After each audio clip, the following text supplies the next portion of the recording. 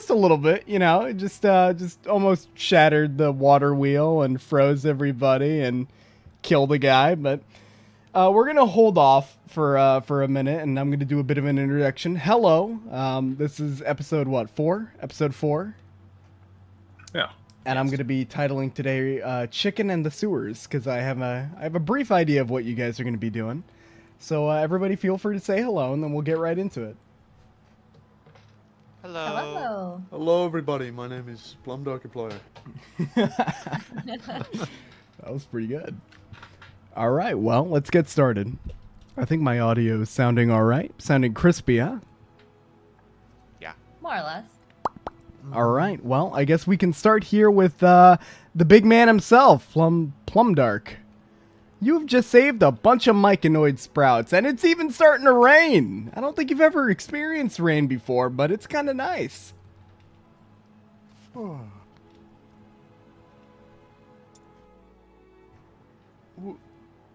do they keep calling me sovereign? Well, I mean, sovereign is a term used by your people, is it not? Yeah, but I've already got a Sovereign Timsky. Well, perhaps you are the sovereign to these people. Did I have a voice changer on that entire time? No. You're good. Oh, good, all right. But perhaps you are the sovereign to these small ones. I mean, Pest! can there not be an over-sovereign as Team Skian and an under-sovereign as you? Hello? Over-sovereign as Team Skian and an under-sovereign as you? Hello? I don't really know. I probably need to talk to Sovereign Timsky. I don't want to upset them. For now, I don't think you can really change the minds of the little ones. Sovereign! Perhaps in order to give them some sort of solace and make them feel safe here, maybe go along with what they're saying, just for now. Okay. Introduce yourself to them. Hello. They all stare up at you blankly. Perhaps tell them that they're safe now and you're going to take care of them and bring them back home. I'm Plum Dark, and we're going home. Have any of you had any food? One of the people threw a corpse inside of the place. We were going to spar it, but then we didn't. Then you must be hungry. We require nutrients. Nutrients! Plum Dark, what does your kind eat? Well, myconids thrive on decay, so anything really that was alive, we could sustain ourselves off of. Well, I'd prefer perhaps you do not try to eat the corpses around here. Not only is it a little bit unethical, but also we should be bringing them back to Jakal so that they can have a proper report made of the ones who have fallen and the ones who have been taken captive, you know? And we can't just have missing people get gobbled up by myconid children. Well, so we have to carry all their corpses back? Well, I mean, there is a caravan. I suppose. Or, optionally, we can make contact with them, and we can ask some of them to dispatch some guards to come and help us bring the other people back. Have you never done this adventuring thing before, Plumdark? I haven't done really anything before. It was all so much simpler at the school. I just Well, cleaned you're up making messes. history now. What should the sprouts eat then? Well, I do have the rest of that deer from earlier. It isn't quite rotten, but... I suppose that will suffice. A little Sure. rat doesn't do any harm. She nods, and this like deer carcass that she had, you know, she hadn't like pocketed it quite, but she lugged it away like some of the way and probably just tossed it in the side of the tree line while they were going to do this Yeah, stuff. I like to think maybe it's like tucked away at the campsite you all had set up, not too Pretty far from much. this place. Pretty much. Tell you what, Plumdark, why don't you bring the children back to the camp? And then I will round up the rest of the people here with Ark and such and get in contact with the people of Jakal and figure out where we're going from next. Well, okay. Make sure not to lose the children. Stay with me, everyone. So you see them all kind of go in a little single file line, almost like a bunch of kindergartners, if you you remember back in the classic days of trying to be in the front of the line. But they all march and do this little bounce behind you. No matter where you go, they all bounce on behind you. Oh, a little too high, but there we go. Wee. Wee. And I'll let you, if you want to drag and hold from the top of the screen to the bottom, you'll be able to drag your entire group, including your character, Jim.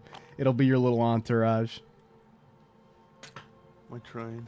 Your train. So, while Jim is taking those fine little sprouts to the, while Plum Dark is taking those sprouts to the campsite, what is it that we're doing over here, Talion? I guess I'm just looking up. Sorry. I guess I'm looking over the bandits here, making sure they don't try anything. They look very afraid. You know, you have struck the fear of God into their hearts, and they, you know, you can see every now and again they glance over to the shattered statue to the right. They're trying to keep their mouth shut. You know, I didn't mean to kill anybody. He tried stabbing me in the neck, you know. I mean, fair enough, you didn't mean to kill anybody, but that was a pretty brutal way to go, wouldn't you say? I suppose. Talion, you do know you can fight back in self-defense without killing someone, right? It wasn't my first fault, really, but I suppose you're right. I'm not blaming you. We're all learning. He did go for the neck. I simply hope the souls of the deceased will forgive you in the afterlife. Hopefully. Well, why don't we try and figure out what's going on with these people here? She turns her attention towards the bandits. So, what did they tell you so far, Talion? What have they told me so far, Sylvester? Well, most of the time it's just been them, like, ranting and going on in circles to the point that it's just they're trying to, like, you know, stay vague and confusing. Well, Can we can solve that. I mean, she sort of, like, puts her chakrams aside and then brings her hand up and does a series of motions, and there's a sort of a dim light in front of her, almost forming a sort of prison on the ground around these people in soft purple light. Before it goes away and it's like nothing happened, and she looks up at them as they are now under the effect of Zone of Truth. There we and have go. to roll a Charisma 14 saving throw. All right, I'll roll one for each of them, left and right. So immediately they start kind of blubbering. They're not speaking at the moment, but they're looking up to see what you have to ask them. Right. So, spiked honey. Yes. Yes. What? No. What? Yes. Yes. More dust, if anything. What are you doing? Why are you telling me? Yes, dust. Dust. We're making dust. You're making dust. By dust, do you mean the dust from the little pixie that we found upstairs? A little bit. They mix it with other stuff. The honey, the spores. Why are you telling them? Well, that's right about it. Shut up. No. Right. What? I can't shut up.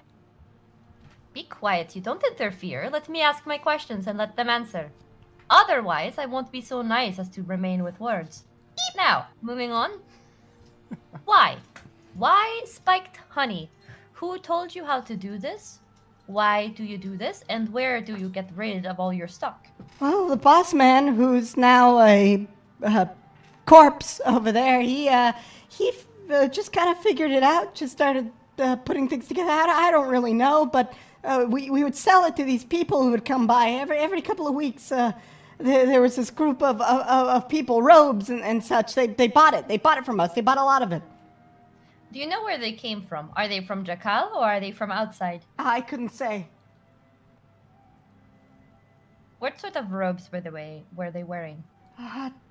Sort of grayish, very odd. They look almost leathery, but not any kind of leather I've seen before. What species? I couldn't say. Most of the robes covered their faces. I saw horns popping out of one person's head. Right, so really it could be anything. Did you get in contact with these people frequently to tell them to go pick up the shipment? Or No. did they simply come by on a set schedule? That was beyond my pay grade. That was all the boss man who knew all that. We were just meant to watch the little mushrooms. Well, what do you think? Exercise your best answer here. I don't really know. I didn't really pay attention to the gig. I just signed up, we made money, and that was it. Useless. Well, Dalian, you go have a tray. Well, We want information that we can give to the people of Jakal when we bring these people back. However, I do think this people coming and getting these wares is quite interesting. If they do come here on a set schedule, perhaps we can set up some sort of trap here for when they next come to get their delivery. would definitely work. When do they come and pick this stuff up? It was just every couple of weeks. I didn't really keep track of it. It was Jewel that watched it, that took care of the junk. Him and his brother. His brother? Yeah, the hobgoblins. You're not from around here, are you? Hobgoblins, do continue. Well, there's our boss, and then his brother, and then they have another brother, but he's not in the game anymore. Well, his brother that is still in the game. You said he is a hobgoblin? He is. Mean fella. Real mean. I mean, I'd prefer to work for this guy than that guy, and, well, our boss is already kind of a dick. Why is he not traveling with you? Does he have his own gang? Yeah, there are 3 groups around, well, 2 now, and we used to kind of operate in different parts, east and west. Though when we split, I don't know. He has his own crew, a lot bigger. I see. Are there any way for us to get in contact with him? Any hideout you know of? Any sort of code language in order to facilitate a meeting that you know? I couldn't tell you. I'm just a grunt. She sort of like raises her upper lip a little bit and sort of a half snarl before sighing. And looks at Tally and says, well, I can't really get anything else out of them. Actually, what was the brother's name? I don't know what the brother's name is. I just know. Come on, you know what the brother's name is. I don't know what the Lie to brother's me. name is. They don't tell me much. I was just meant to watch a bunch of mushrooms. I needed the money. Whatever. Talion, you can take over. I'm going to see what Ark has found out. Right. Talion is the fucking Batman. He grabs her. Where is she? Y'all have to choose. All right, we'll go back over here. So, Ark, have you found anything out? Oh, yeah. Uncle, go ahead and hand Nezha this letter. You can go ahead and give that a read. I was about to go and destroy the drugs, actually, but I think our good friend has found them all. And so I'm gonna have to get those from him. And Jackster! I think Jack's actually here. Oh, he's here! Yeah, that's why I was saying that. Well, this is a very interesting letter. It mentions a brother. I think I know who it's talking about. I was simply talking with some of the people over here, the bandits we have captured, and they do mention that the boss here, he had a brother, a hobgoblin, who would come and go and then help them with moving this spiked honey they have gotten their hands on. Yeah. And it says in here that he is located in the old mill. Yeah, well, I imagine this is the old mill, right? I believe this may be from... Let's see. Let me read a little more. Yeah, go on. The thing that gets me is I wonder what kind of mages are coming around and buying this stuff. I mean, can't be the most reputable sort, right? Certainly not. The wizards, But it says they're not showing any signs of addiction. So perhaps they're using it as a component in spellcasting. Either that or they're not the ones that are taking the drugs. Perhaps. Perhaps there's some other use for this apart from the recreational drug usage. Hmm. Well, either way, as much as I want to go into depth on this, this is not our commission, really. Our commission was to get the little sproutlings back, and we have done so. Now, Mhm. I think we should gather up everyone here, all the corpses, all the living ones, and then we'll wheel them back to Jakal. We'll hand them over to the local enforcement, and then we'll go and get our bag. You want to take the corpses back as well? Well, of course. You want to leave them here? No, they have families. They have friends. You know, they may be bandits, but they were living people. Really, we shouldn't have killed anyone. Was it possible to not do so? But the least we can do is Hey, bring Jack, their remains hey, somewhere. Sorry, hey, Skipper, Skipper. push the dock. Skipper, push the dock, You please. fucking Oh, shut my up, bad. bastard. I'm so God damn it, Jack! Damn it, Skipper! Fucking A! Sorry, I had to get that out. What are you Have this guy. Right. Well- Well, I'm thinking that I may go down the road a little bit and get the cart that was used to originally transport everyone, and we can lug people on there who can't walk, and we'll bring it back to the city. This is just sort of how it goes. If you leave missing people dead out here, that's not really the way to go if we can prevent it. Well, I mean, listen, if that's what you and Talion want to do, or, I mean, I'm not going to stop you, but, you know, we could just go back to the city and tell people, or the guild about this place. They'll probably take care of it for us. You're probably right. Actually, we did have.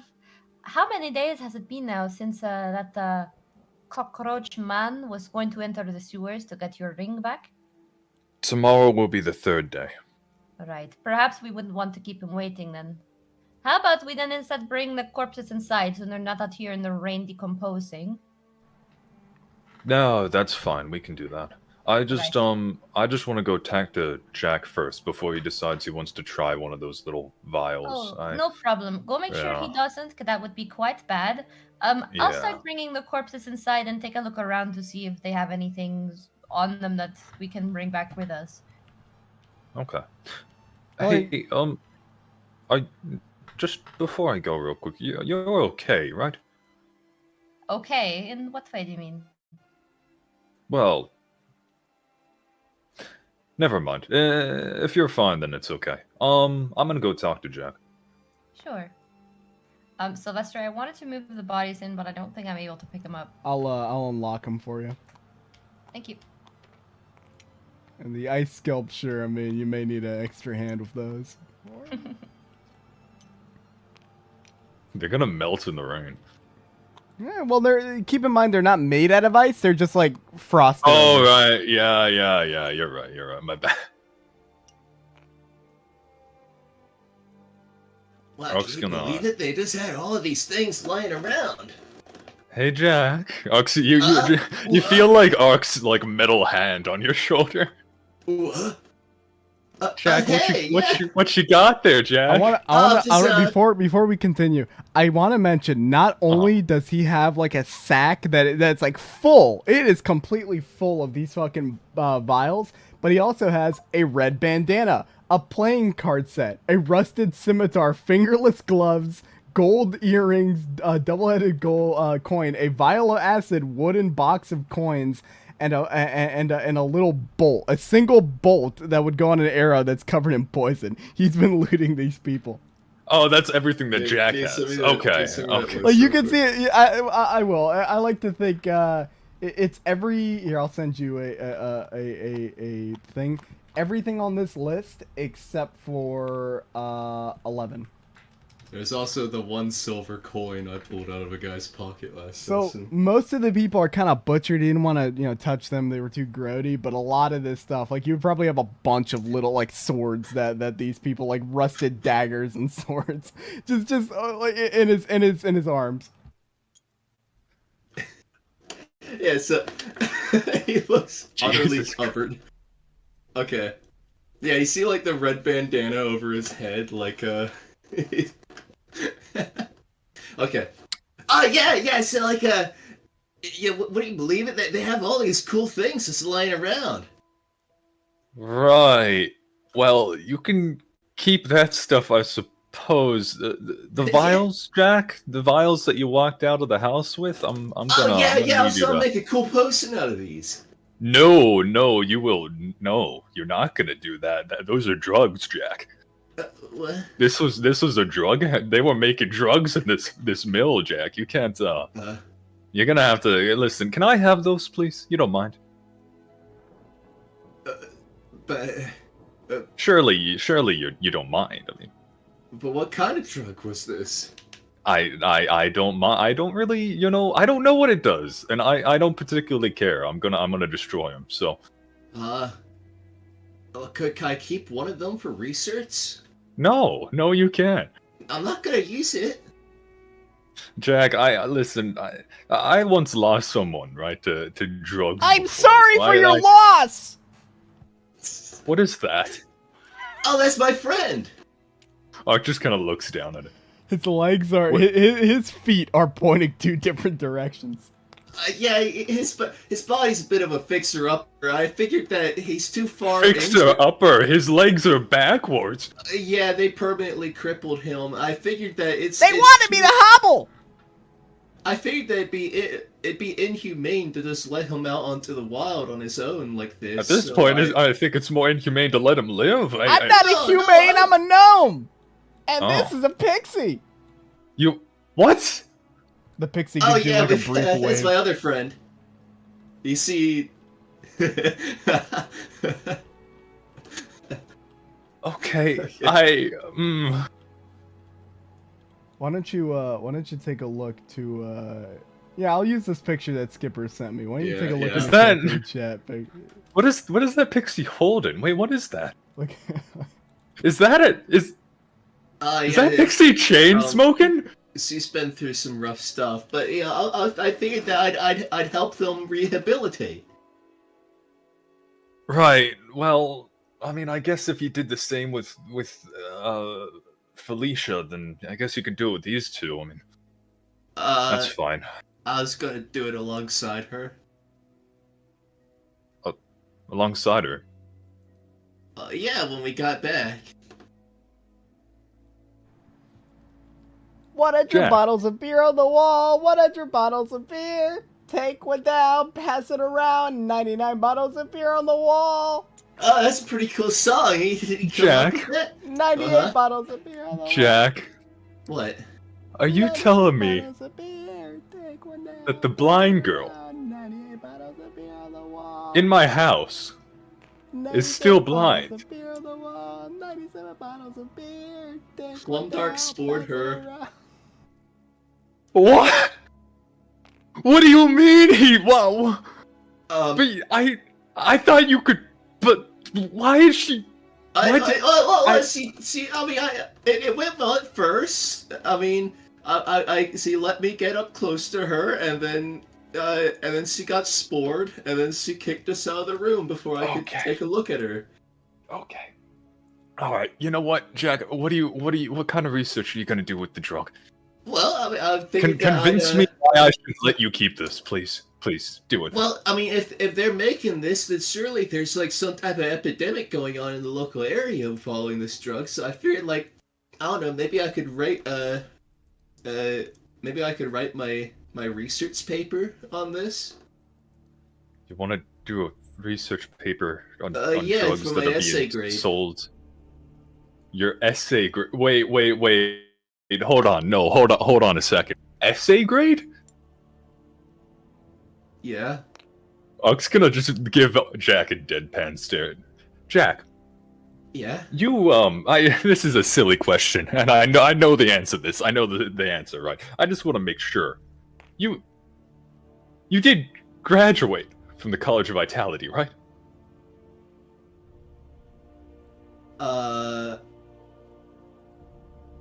In another 2 semesters, I would have. Oh, Lathander. Maybe. Oh, I got held back the last 2 times. No. Oh. Stop talking. Stop. Please stop. Oh, God.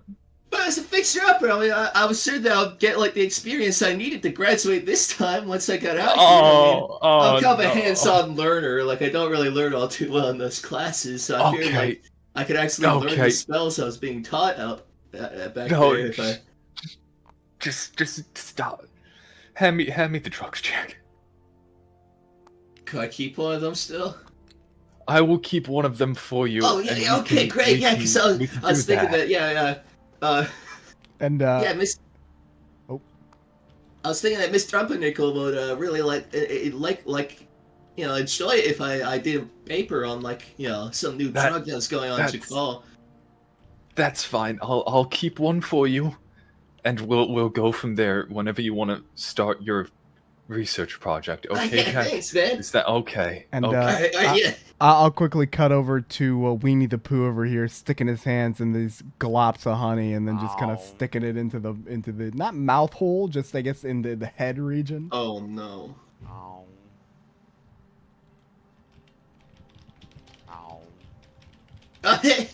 Looks like Jelly got the other honey that was in there. Jelly.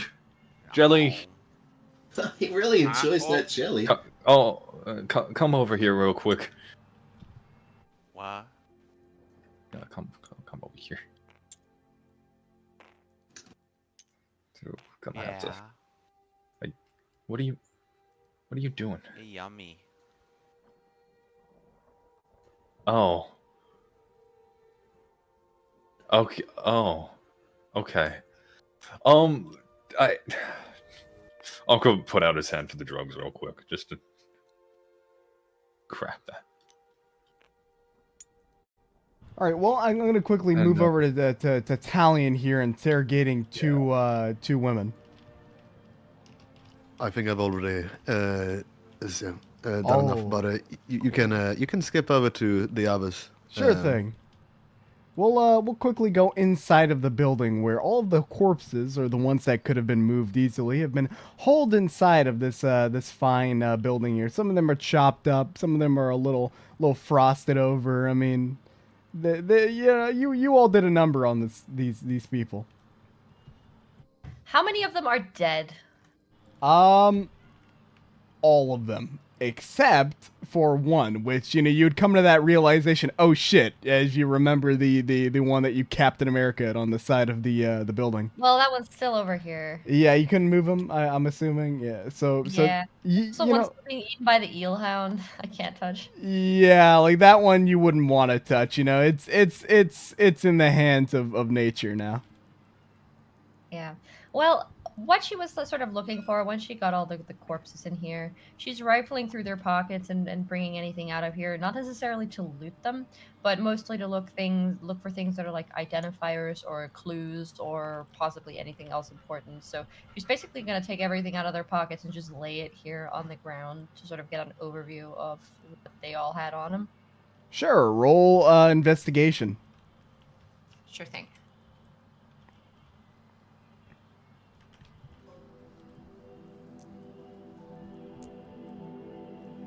21. Oh my.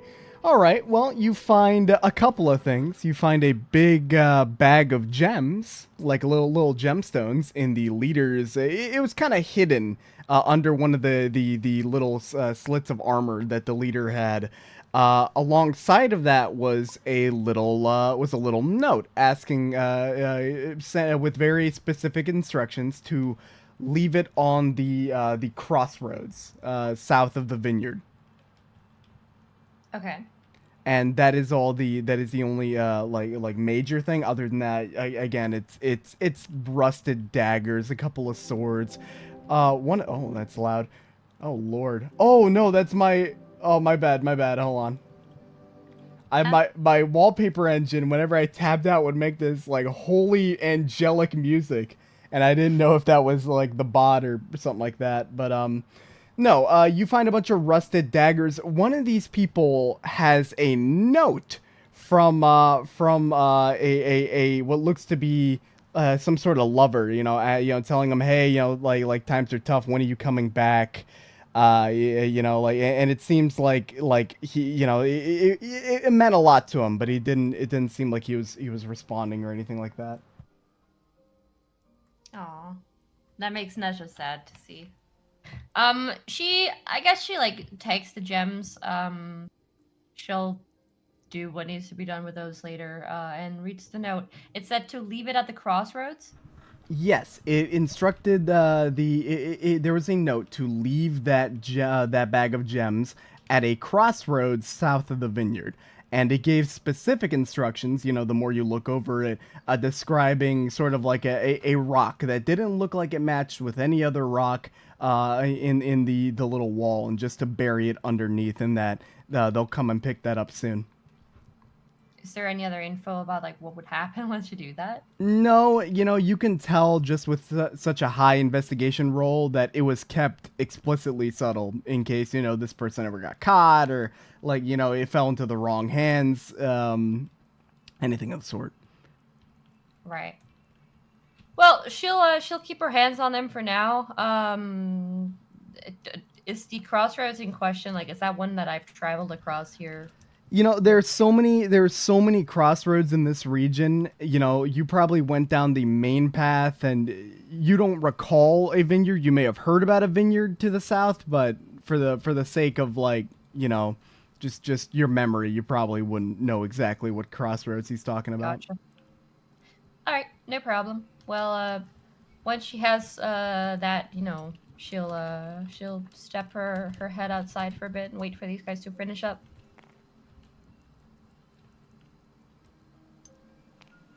Maybe you want to put this letter in your prop bag, Ark? Yeah, I could do that. Let me just travel. Oh, by the way, for the prop bags, if you don't have a bag of holding, just kind of use common sense for what you'd be able to hold in a normal backpack, something like that. Does Jelly have like a backpack or a bag of holding on him? Jelly, no. He just has 3 big jars of honey. Oh my. Yummy, yummy. Nom, nom, nom, nom. Jelly, remind me when we get to camp. Are we good to go? I don't want to. Yeah, we're good to go. Sorry. Oh, okay. Jelly, I remind me when have we. everything in here. Oh, okay. Great. Jelly, remind me when we get to camp to give you my backpack, okay? So you can hold things. Backpack. Yeah, backpack. Yeah, Jelly. You can start carrying stuff around. You can start looting with me. Oh, yeah, that'd be fun, Mama Jack. Jack, Yeah. if possible, I would prefer you refrain from looting people. I know you think you're an adventurer, but just because you're an adventurer doesn't mean you should be stealing from the dead. But Rick Longsword says that's the right of every adventurer. Wait a quick second there, Jack, because when you say that, you pull out the comic book, and I'm gonna quickly DM this to Truda. He shows you this image. This is the cover of the book that he's been engraved in for the past like 3 days. Oh dear. She looks at the cover, then looks at him, then looks at the cover and starts squinting. You This is see your that? idol? He still has that dumb red bandana around his head. But you look nothing like him. I've been trying to grow my hair out like him. And yeah, I mean, he didn't really have the facial hair, but like one of his villains did, and I thought it looked cool enough that you know, I tried out myself. Oh, the ladies dig it. They anyway. Listen, this book aside, she sort of hands it back to you. Doesn't really want to hold it anymore. This is fiction. You know what fiction is, Jack? Oh no, but he says that it's all based on true events that happened within the Adventures Yes, of Kalor. Potato. You know what it is when they say based on true story. They mean vaguely based on facts, but heavily embellished. But it's officially backed by the Adventurers Guild. They say that like this is all based off of true stuff. I mean, Yes, this but is the hero of Kalor Refer we're to my talking previous comments, Jack. Either way, it's not very professional of us as adventurers to try and run around and then do quests just for the sake of stealing from dead It's people. not just for the sake of doing it. It's how are we supposed to save other people in the future if we do not then use the stuff of our enemies? 68 bottles of beer on the wall. 68 bottles of beer. That's a great song. Can you stop that, please? but he's having fun. Well, if you say so, Master. What? Jack, no. That's still a work in progress. He doesn't really comprehend anything as a friend. Master is the closest thing in his vocabulary. Okay, well, oh, no. Listen, as long as you don't say, you know what, never mind. I'm gonna leave that one to you. Jack, the drugs. Yeah. Here's most of them, and he hands you like most of them. Well, except for one. Jack, I'll hold on to the last one. Okay, I'll hold on to you for it. Okay, here you go. Alright. I was gonna take one of the drug vials, put it down on the ground, and just kind of stomp on it with his foot. You stomp on it, and just a little bit of like powder, a little puff of powder comes. Not enough where it's like it goes everywhere, but you know, just if you like you were stomping out a bag of flour, but it cracks and then it just stays on the ground, getting washed away by the rain. Yeah, he'll do the. How many vials was it? They should be all in the prop bag. So if you want to just throw one aside. You see, every time you destroy one, Jack winces. Yeah, basically, Ark will do that to every single one except for one, so there'll only be one vial left. Oh, that could have been used for something. Yeah, some things shouldn't be used in general. I'm going to get Talion to help me bring these unconscious but alive people back to camp. And then we will rest up, I suppose, and we will head back to Jakal as soon as possible. You all can join me when you're ready. Just try to close the doors of this house afterwards. And I know you don't like the eel hounds, but if you could cut the wire just so he can go free and won't starve to death chained up, that would be great. Okay. Nezha, let's pay this unconscious dude. All right, and I'm assuming you all just tie him up with some rope that was out and about, and you drag him on over to camp. So I'll drag them over. And Talion, would you like to question these people, or would you like to just bring them to the campsite? I'll just bring them to the campsite. All right, and then anybody else have anything else to do here before we skip to our next scenario? No, I mean, that's just about all we can. Ark will go and shoot the fucking tether that's holding the eelhound with the Eldritch Blast. Alright, no roll needed. You hit it, and it's gonna kind of like look around, a little freaked out, and then continue feasting on this thing before swimming away. That was for me. No, it was your man, wasn't it?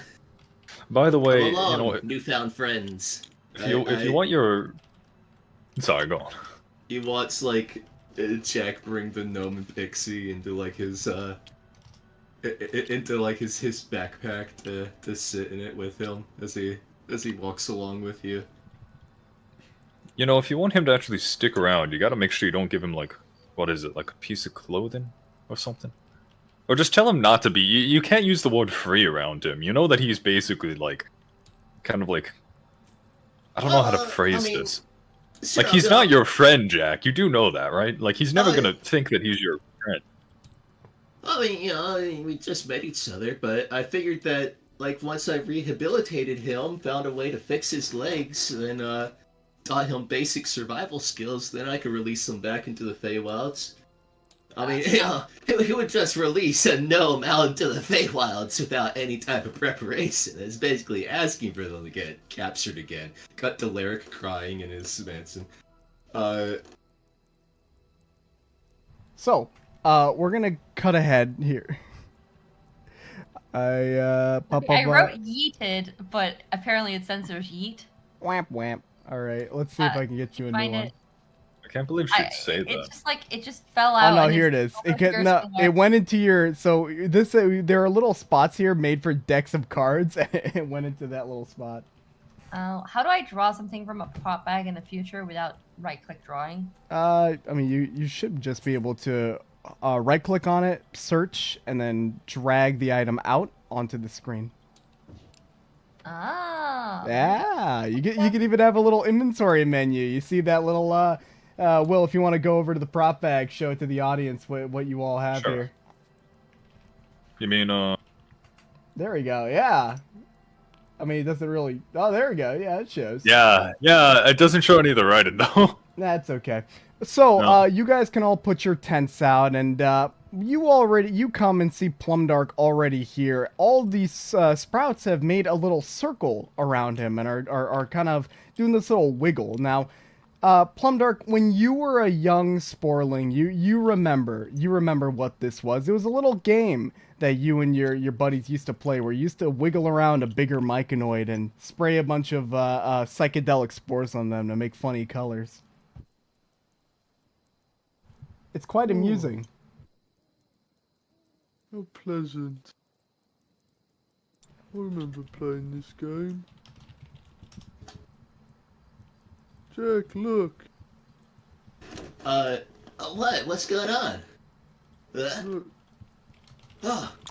Well, yeah, you're getting along with the Sporlings. That's great.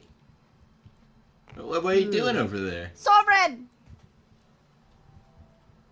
Not everyone. That's Jack.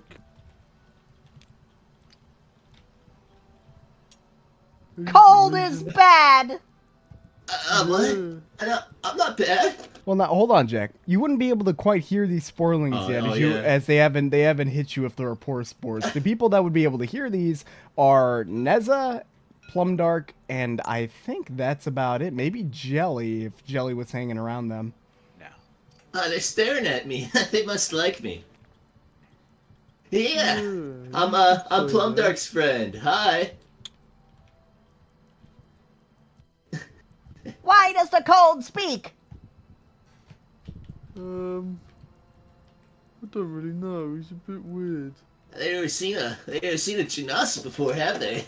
yeah. I'm something of a big deal in the Adventurers Guild. I'm the one that helped save you guys. Most strange. Very strange. Strange indeed. He's the reason I'm here. Oh, then he must be a friend. He denied me Nirvana. Then he's an enemy. Not too fast. He's gonna make it up to me. Or we'll kill him. Wonderful! And then there will be a feast. They must be getting along pretty well over there.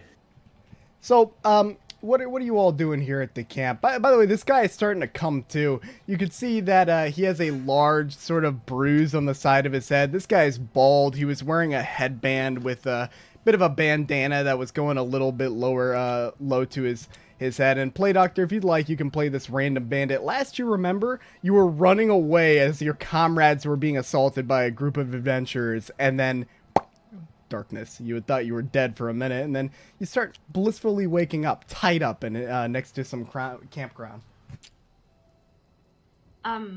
Sylvester, Nezha's gonna be sort of heating leftovers. But also those wind chimes I bought. Oh, all right. Gonna be messing with those. All right, let's see what they do. Yeah.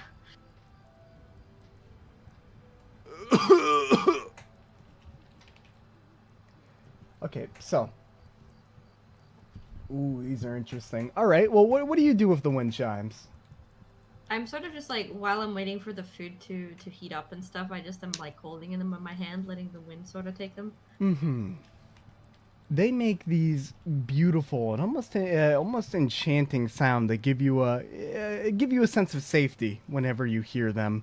With the rain, it is a bit windy out, so hanging them up on a nearby tree or just holding them out keeps that sound going. She'll sort of hang the wind chimes on her tent's frame. How quaint. Have I ever described what the wind chimes look like?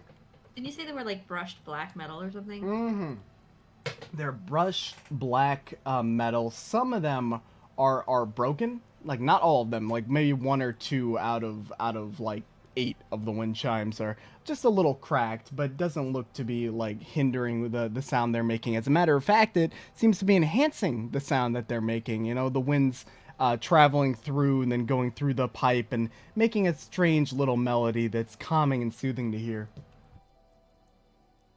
Does it do anything magical that I can tell? Not that you could tell, not at the moment. Maybe you got scammed, or maybe they do something specific. You're not quite sure.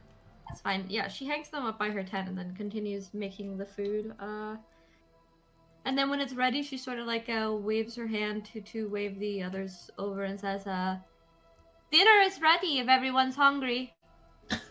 Oh boy, I'm starving. Jack, Well, can you come and take a bowl? Can you come take a bowl to the captives, please, and feed them? Oh yeah, I can do that.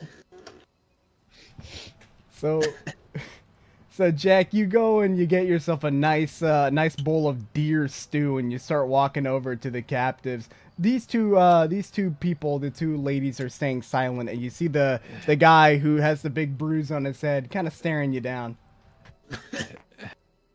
Hey, man. Hey, what's going on? Pass me that bowl. Oh yeah, Please. here you go, guys. So, what's it like being a bandit? You see Jack like he's already outstaying his welcome after he gives you the bowl. By the way, the Jack, they're tied up. They can't eat on their own. You need to feed them. Can't grab it. Oh yeah. Here you go. He starts holding a spoon up to you with some of it in it. I don't want to be fed like a fucking child, man. How else am I supposed to feed you? Come on. Can you just let like one arm free Here or comes something? the plane. Just tap with my arms, but. Oh yeah. Alright. Oh. You get used to the taste after a little while. These ropes gotta be this tight, man. Well, you'd escape otherwise. We don't want you to do that. Okay, trust me, man. Here goes I the don't have the next energy. carpet. I don't have the energy to run. Open wide. He's kind of like he's moving his face away from you as you're trying and feed him. Come on, man! I've got to feed you. Come on. Put the spoon. I don't want to be treated like a fucking child. Stuffs the spoon into your mouth while you shout. He spits it back into your face. Come on. Nezha looks up from across the camp. She asks you to do one simple task, and now there's shouting coming from down there. She gets up, passes the ladle to Ark so he can keep stirring the soup so it doesn't burn, and then Come on, man! I'm trying to feed you here. Have fun. So, Nezha, you can see the guy, like, moving his head around, like as Jack's doing the, here comes the airplane, here comes the airship, and he's like, woo! Like an actual child feeding this guy. What are you doing? I mean, I'm trying to feed them, but he's not wanting me to do it. I don't want to be treated like a fucking kid. Well, yes, don't dehumanize him, Jack. Come now, here, give me the spoon. Okay, here you go. Sort of Listen, swap places with Jack. You just loosen my arm bind or something. I'm not gonna run. I don't know how to tie you back up if you do, so... You don't know how to tie a knot? No. I'm sorry, my friend, but I'm sure you can understand I can't untie you. I will, however, feed you, quickly and in a way that's decent. You can't feel your legs. I could have run if I wanted to. Can I roll insight? Sure.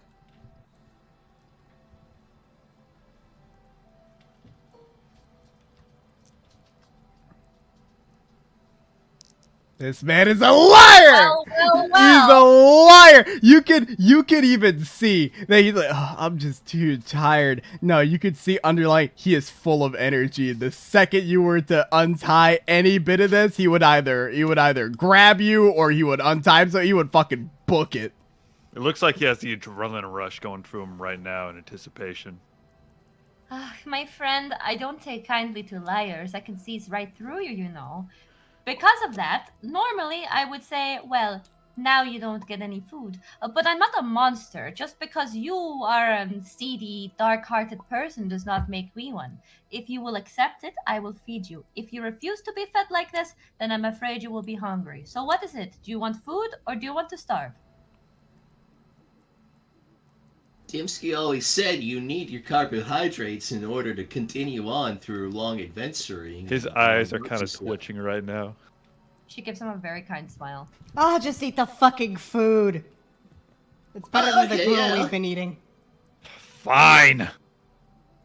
She nods, sort of, with acceptance that he's come to his senses, and then ladles some food up. And unlike Jack, she feeds him, like a normal person, tries to be quick about it, and then when he's done, she moves on to the next person. He eats very begrudgingly. The other two will kind of eat in silence. They don't ever match your gaze. They just kind of like look down and enjoy the food. Mm-hmm. Good. I'm glad you came to your senses. What was your name, my friend?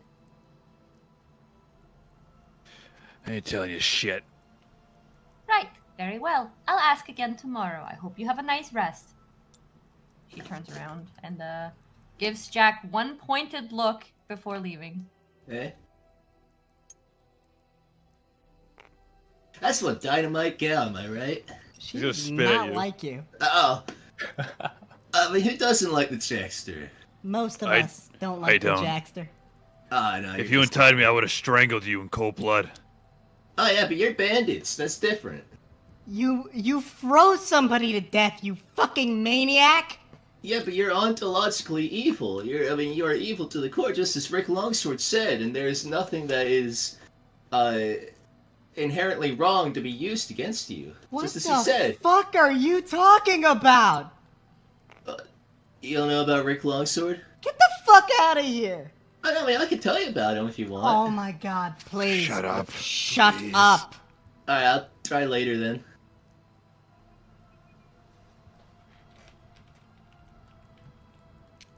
So anyway, with 3 that- bottles of beer on the wall. 3 bottles of beer. Take one down. Pass it around. Pass it around, 3 three bottles of beer. We'll leave it there. Does anybody want to do anything else before the long rest? Nezha just wants to discuss who's taking watches. Me and Plum Dog can take the first watch. Sure. Who will take the second watch with me? What about you, Italian, since you don't sleep much? I can take it. Sure. We need to have one person keeping general lookout and one person watching the captives. Make sure to wake everyone up if there's something afoot. In that Sounds case, good. Plum Dark, have a good night. I will be in my tent if you need me. I'm a light sleeper. You can wake me if you need anything. Yeah, good night. Yeah, have a good night. Back. She doesn't I'm just know my gonna name. kind of quickly take his backpack out. So He's gonna anyway, s- yeah, this is when Rick Longsword went to Goblin Cave. Wait a second, Jack. What were you saying, Will? Yeah, it's fine. He was just gonna take a bunch of stuff out of his backpack, like some old books, some fucking like literally random junk, and he's gonna go ahead and just hand an empty backpack to Jelly. Jelly, you now have an old and very worn out backpack, but hey, it's something. You can keep your honey in there. Yay!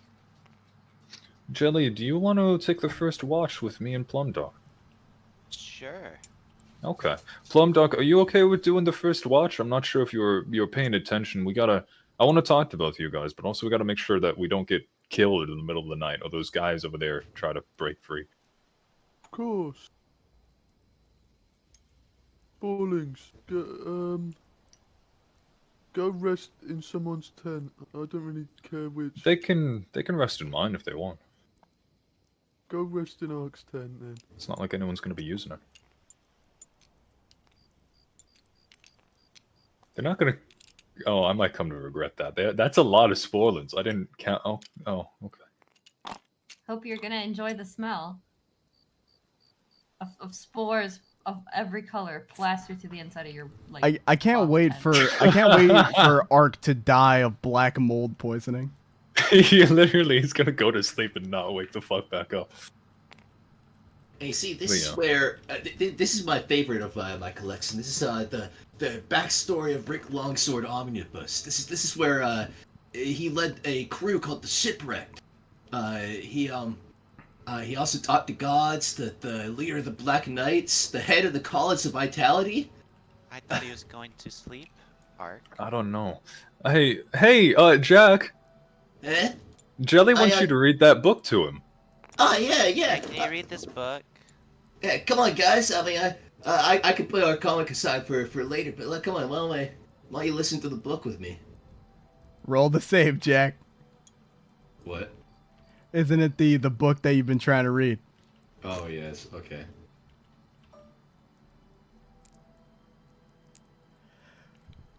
You're starting to feel incredibly sleepy as you like flip the page. The first paragraph already has you very drowsy, but you haven't fallen asleep.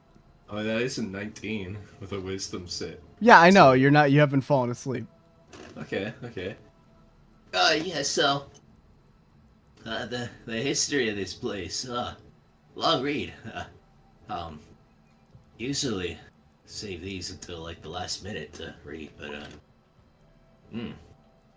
Okay, so he just reads out the history and geography of this land to Jelly and the gnome and the pixie. As you continue to read, you can tell that just by reading this book, because you're a spellcaster and because you've read it a couple of times, there's some sort of subtle enchantment on this book. If you continue to read, you will fall asleep.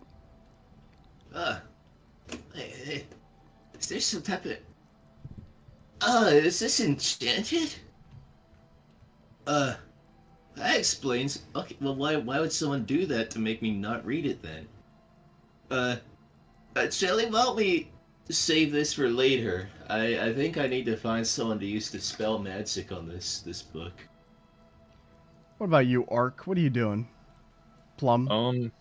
I was kind of waiting for Jack and maybe some of the others to go to sleep, and then he's gonna kind of go up to Plum Dock whenever that happens. But Sure, for now, it's just kind of looking can around. we can go to a little later in the night. Jack, if you don't mind, I'll have you resting in your tent. If you do have your tent to bring up, I'm not sure if you have a tent. Yes, I do. So we'll make sure you get a turn early in the morning. But you and Jelly, I'm assuming Jelly will just crawl into your tent and huddle up in the at the foot of your sleeping bag, and the gnome will just stand in the corner, completely idle, doing the gnome Chomsky look at you the entire night. You know who Gnome Chomsky is? Yeah. I'm asking Skipper here. Skipper, you know who Gnome Chomsky is? Here's Gnome Chomsky. You don't know famous madman Gnome Does he Chomsky? know? What? Does he gnome? I just sent you a Gnome Chomsky image. Wait, we can... I didn't realize... Hold on. Okay. I didn't realize we could put this on top of things. Hold on. Oh, that's crazy. Oh, that didn't quite work, but... That's awesome. Are these guys asleep over here? They would eventually just kind of went to sleep or starting to drift off into sleep. This would be maybe, I don't know, it would probably be around midnight at this point. Things are getting real dark. I mean, the rain is still picking up. I mean, it seems like it's going to be going on all night. Plum Dog, why don't you take a seat by the fire? I have a question for you. Okay. Oh, and, well... hi, Jelly. Hi. Listen, Plum Dog, these guys that we have here, you know, captive. I mean, you're okay, right, with us kind of, you know, turning them into the Jakal? As long as As long as they pay for what they've done, then I think that's fair. Okay.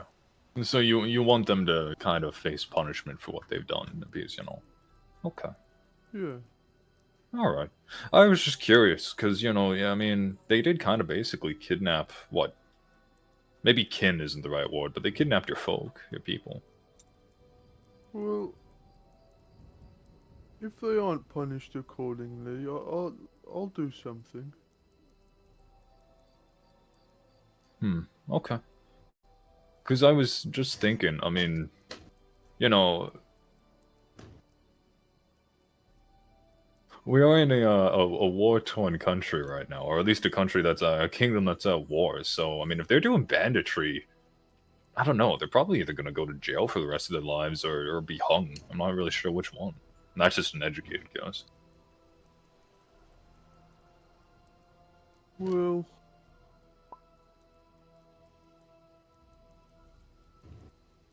if I had it my way, they'd be dead.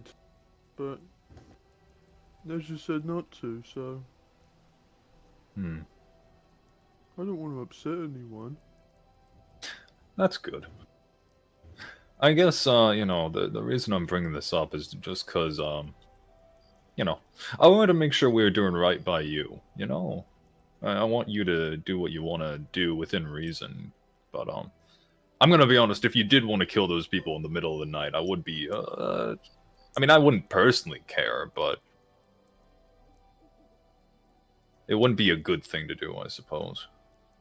Well, if they Maybe. tried to break free, then if they acted, then I would simply react. So that's that. But all that matters to me right now is getting those spoilings back safe. I'll kind of nods at this. Okay. I just want to make sure. Oh, it's gonna be a long night, I think. Are you okay, Jelly? Yeah, but my sweater's wet.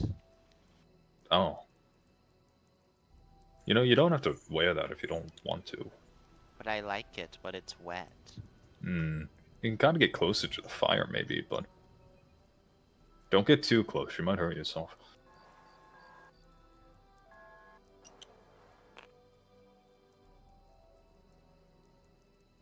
How do I lay my model down again? You can just put your 10 on top of your model. Yeah, but I want her to lay down. I picked her up. So hold Alt and you can turn your mouse wheel and that'll move it around. Ah, thank you. Sure thing. All right. Is that all you'd like to do, Ark, with these other two people, or as we move on to the next thing? Or Yeah, if those two are, unless those two want to say something else. You That's two all have I anything wanted. else? I got nothing. No. Alrighty. Motherfuckers thought I was gonna dirge them. I'm tempted to. Let's go to the next one. So, Ark, you decide to go on over to bed. Jelly, you're starting to feel a little woozy, and I think it's right about time that Jack gets another visitor. And Plumdark, you being a myconid, just can kind of plant yourself underneath a tree here and go into a bit of a stasis, just staying completely still as a rogue. It's around that time that Talion kind of comes out, sits by the fire, and Nezha does as well. Well, when Nezha wakes up, she's gonna go just check in on the prisoners. She's not gonna wake them up. She's just gonna very quietly watch findings are still in place, Mm-hmm. and check that that they're all here. They are there. Okay, awesome. Nice well, and if that's comfy. all good, then she will come back and sit here by the fire with Talion. She's not gonna do much talking. She's gonna be like half asleep, but very cognizant about her surroundings. Of course. Now, Talion, is there anything you want to do specifically? Not really. Just Okay, then looking I'll- over there. Then I'll move on to something very interesting. So, let me quickly shut the music on off, and let me see if this works. So, while you're kind of sitting there, you're not really speaking much, just enjoying the fire. It is still raining. a little later in the evening. I gotta see if you're able to hear this. Let me know if this is working. Give me a moment.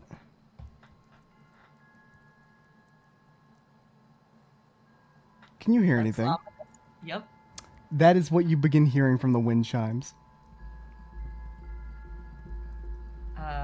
Nezha looks towards them. Are they just doing normal wind chime stuff? I don't know, it sounds ominous. They look to be turned in a specific direction. I'm gonna walk up and investigate. Roll perception. Alright.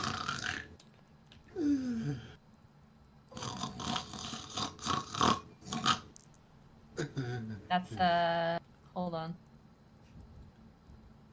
That's a 17. For a brief moment, you can see what looks to be a man wearing a set of robes that look very leathery, very strange, kind of staring at you people from the camp. And as you're trying to kind of gain focus on them, they kind of disappear into the shadows.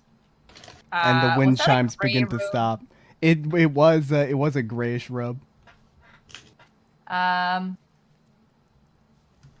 is gonna signal to Talion to put a finger over her lips to shush him, and I'm gonna enter stealth and try to follow the man. Sure. He seems to have been watching you for a while. When you turned to look at him, you could tell, like with your high perception, you could tell that he saw you, and that he knows you saw you. But when you're kind of approaching, started going off into the darkness. So I need you to roll me a survival to try to track to where he had gone. Sure.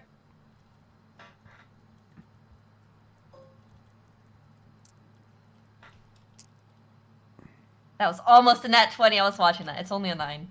Looking around, you can't find any trace of the guy. Not a leaf disturbed, not any bit of brush. Even with the rain, you don't even see any muddy puddles that have been disturbed. He just seemingly vanished into the ether. I'm not picking up any magical traces or anything, right? I think I have detect magic. Hang on.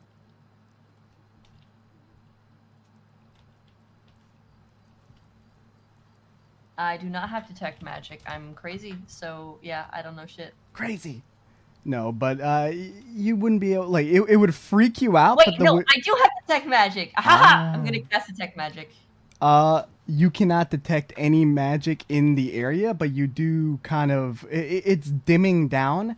You can kind of sense abjuration that was coming from your wind chimes that are now kind of dying down. That is now kind of dying down, as if it was kind of when it was making that sound, popping off, and then just kind of simmering on. Well, that's nice. She comes back and sort of in hushed whispers as Italian. There was someone watching us from the brushes. There was? There was someone watching us from the brushes. He had a cloak on, and he fit the description of what the others said that were the buyers, the wizards for the honey that they were producing. I think it may be them. I tried to follow, but I couldn't find them. They're trying to get their hands back on the goods, Arcas. I don't know. I'm scared it may be something a little more ominous. Right. Perhaps That's since not we know ideal. their secret now, they need to try and dispose of us at some point. Either way, let's remain vigilant. The wind chimes I bought, I have a feeling they informed me of the man arriving. That's good. Don't be surprised easily, though.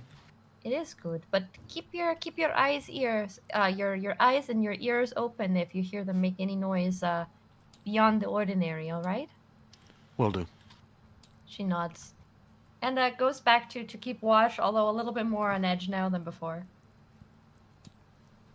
We'll now go to a bit. Oh god, that's the light of hell right there. Now we'll go a bit earlier in the morning. It's starting. The rain is starting to die down. It was now it's sprinkling. It's starting to get a lot lighter, and we're now gonna be going on to the morning activities. So Nezha, you're a little tired, but having been awake for the not exhausted, but a little tired, staying for that second watch and keeping alert. So we're gonna go to the person. It's a long rest. Yes, still a long rest. So we're going to go to the first person who kind of wakes up, and that'll be Jack, since everybody else kind of had a little nighttime activity. Jack, you wake up bright and early, nice in the morning. Do some stretches. It's Tempsky. What if huh? Yeah. Should have known it was too good to be true.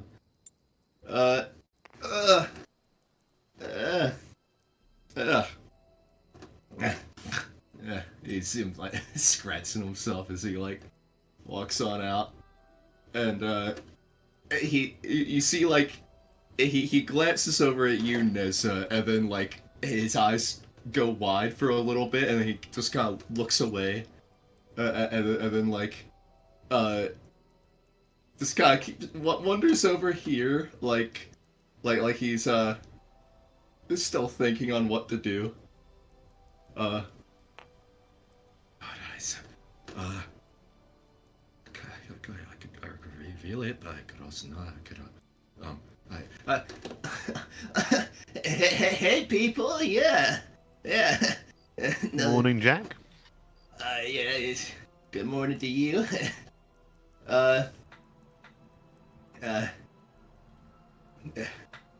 Uneventful night, huh? Something like that. How did you sleep? Like a baby, you know. I mean, can't keep me away from my beauty sleep. You see, like he's clearly not making eye contact with you. There's something that he's like not telling you. He's not even like, if he even is trying to hide it, like he's clearly terrible at it. What's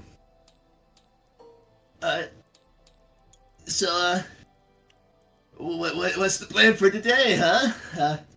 We're going to head back to Jakal to finish off the commission, and then I believe we're going to follow up on Ark's contact in the sewers that was going to find his ring.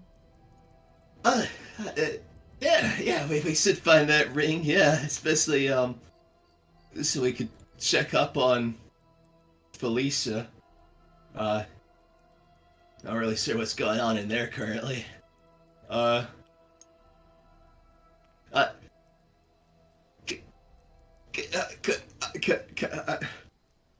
moment. Let me roll.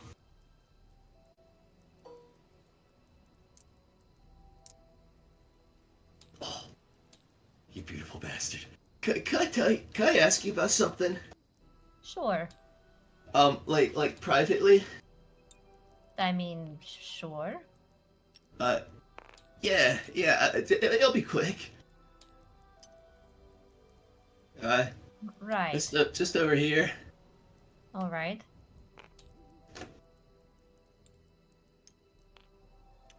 Yes. Do you not Jack? like me?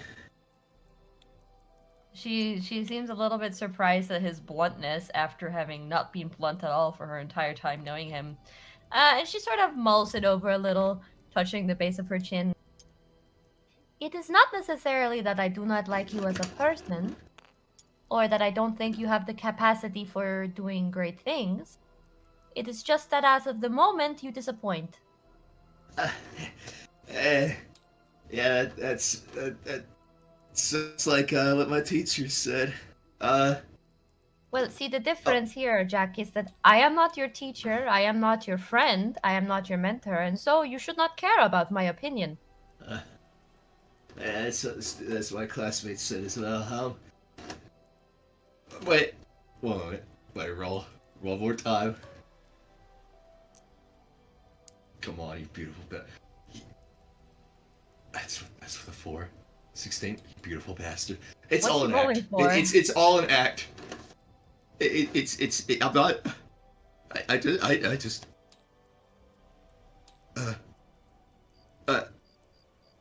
Could I reveal something to you? Sure, why not? Although, remember, I am a stranger. I know, but no one I ever talked to ever cares enough. But I thought with like your knowledge on Frosty, it might be different. Right. So you know how Frosty went to Saria, right? I mean, you said you met her there. Yes, I know very well. Well, ever since that happened, I've been lost without her, and I don't know, like how do I put this? She's scrunching her I invented like this other version of myself called the Jackster. To kind of like hide behind as a defense mechanism, but it just made people hate me more. But then the more people hated me, the more I delved into the Jackster, and the more I delved into the Jackster, the more people hated me. It's just this vicious cycle. Right. Well, you're breaking free from the Jackster now and talking to me like a normal, cognizant person. So why can't you do that normally? I keep going back to it. I don't. Well, Jack, I'm sorry to the longer I'm not a psychologist. I don't know what goes on in your mind, and I can't explain to you why you think the way that you do. However, what I can say to you is that I vastly prefer this Jack who speaks to me directly and tells me bluntly what it is he means, than the one who tries to hide behind faulty flirting and stupid innuendos and ridiculous novels, you know? It's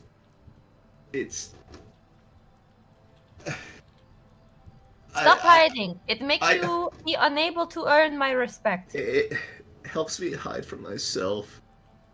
Because it's easier to hate myself if I'm the Jackster than if I'm just Jack. She heaves a sigh. Well, I think the first step to fixing issues like these is being aware of what it is your problems are, and it seems like you're very much aware. In fact, it seems like you're tortured by how much you're aware of it. She shrugs her shoulders. I can't help you. This is a self-discovery journey, and it's one you have embarked on. But what I will say is, I don't care if you're Jack or if you're the Jackster or however you want to present yourself. I don't care. You're you have your personality.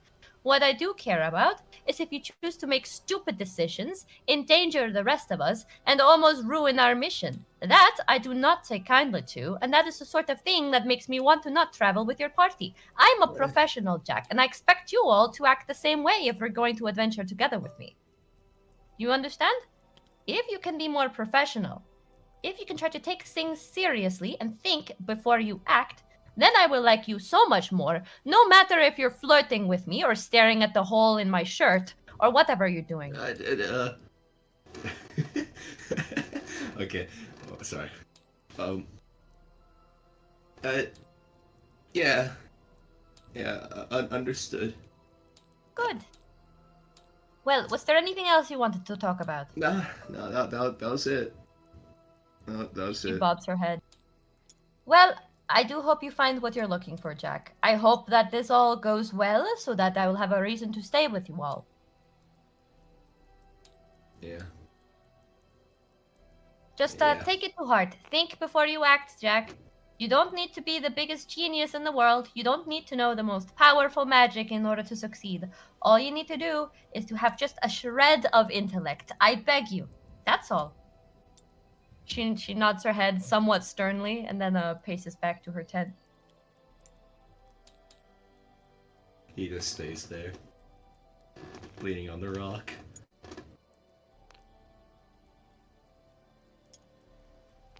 By the way, have you accepted your job as camp cook? Yeah. All right, well, let me add this little cooking pot to your tent. You want a cooking pot next to your tent? I do want a cooking pot next to my tent. All right, I have a request. Is Sure. am I gonna be able to like passively while we're in camps like this, gonna be able to work on like cooking tool proficiency? Yeah, of course. Just so long as you can kind of role play trying to work that. on your proficiency for cooking. Yeah. Sure thing.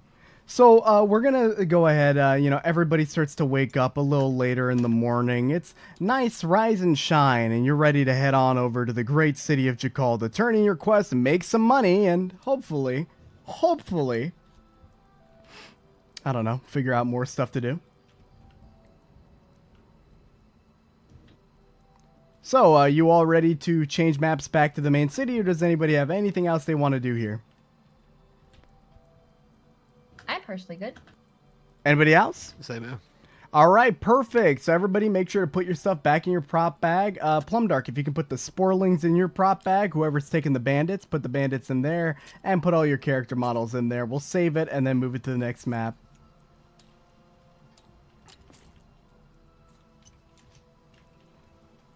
So, how are we all liking this environment? How are we all liking each other's characters? A little bit of out-of-character talk while we load up this stuff. Great stuff. Silly little Jack. Silly little Jack.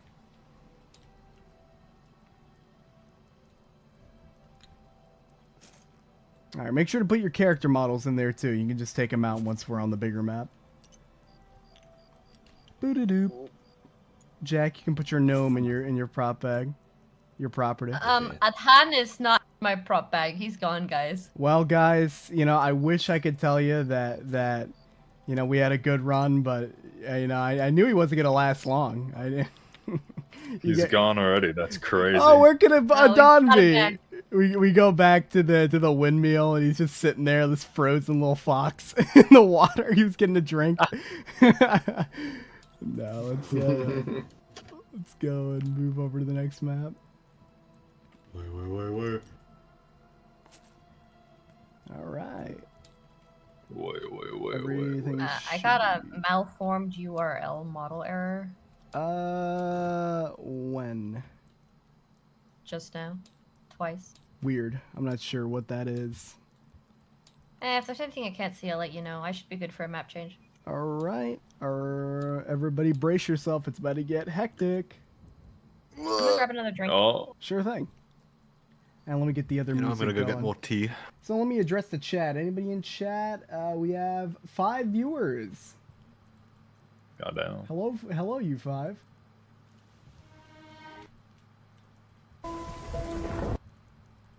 My entire shit is frozen, by the way. Yeah, so... that'll happen. What'd you all think about the wind chime sound too? I was trying to keep it nice and creepy, though we might get. That was actually. I thought we were gonna get murdered. I'll be real. Oh yeah, you like the wind chime music? I really like it. I loved how ominous that was. Like I got scared.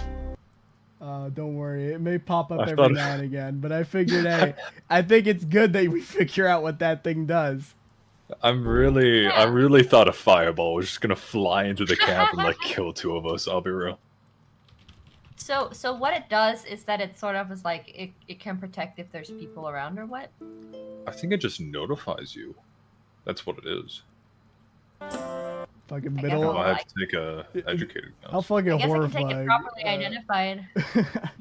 How horrifying would that be? You're in the middle of some fucking some cave, and you just start hearing that sound playing. You just hear wind chimes out of your back pocket, but there's no breeze. Holy fuck! Oh, Like I think I'll probably strap like the wind chimes to Nezha's outfit, like when she's walking around. You know, she already chimes a lot, so what's some more chimes to add to the mix? You know, but at camp she'll put it on her tent like that.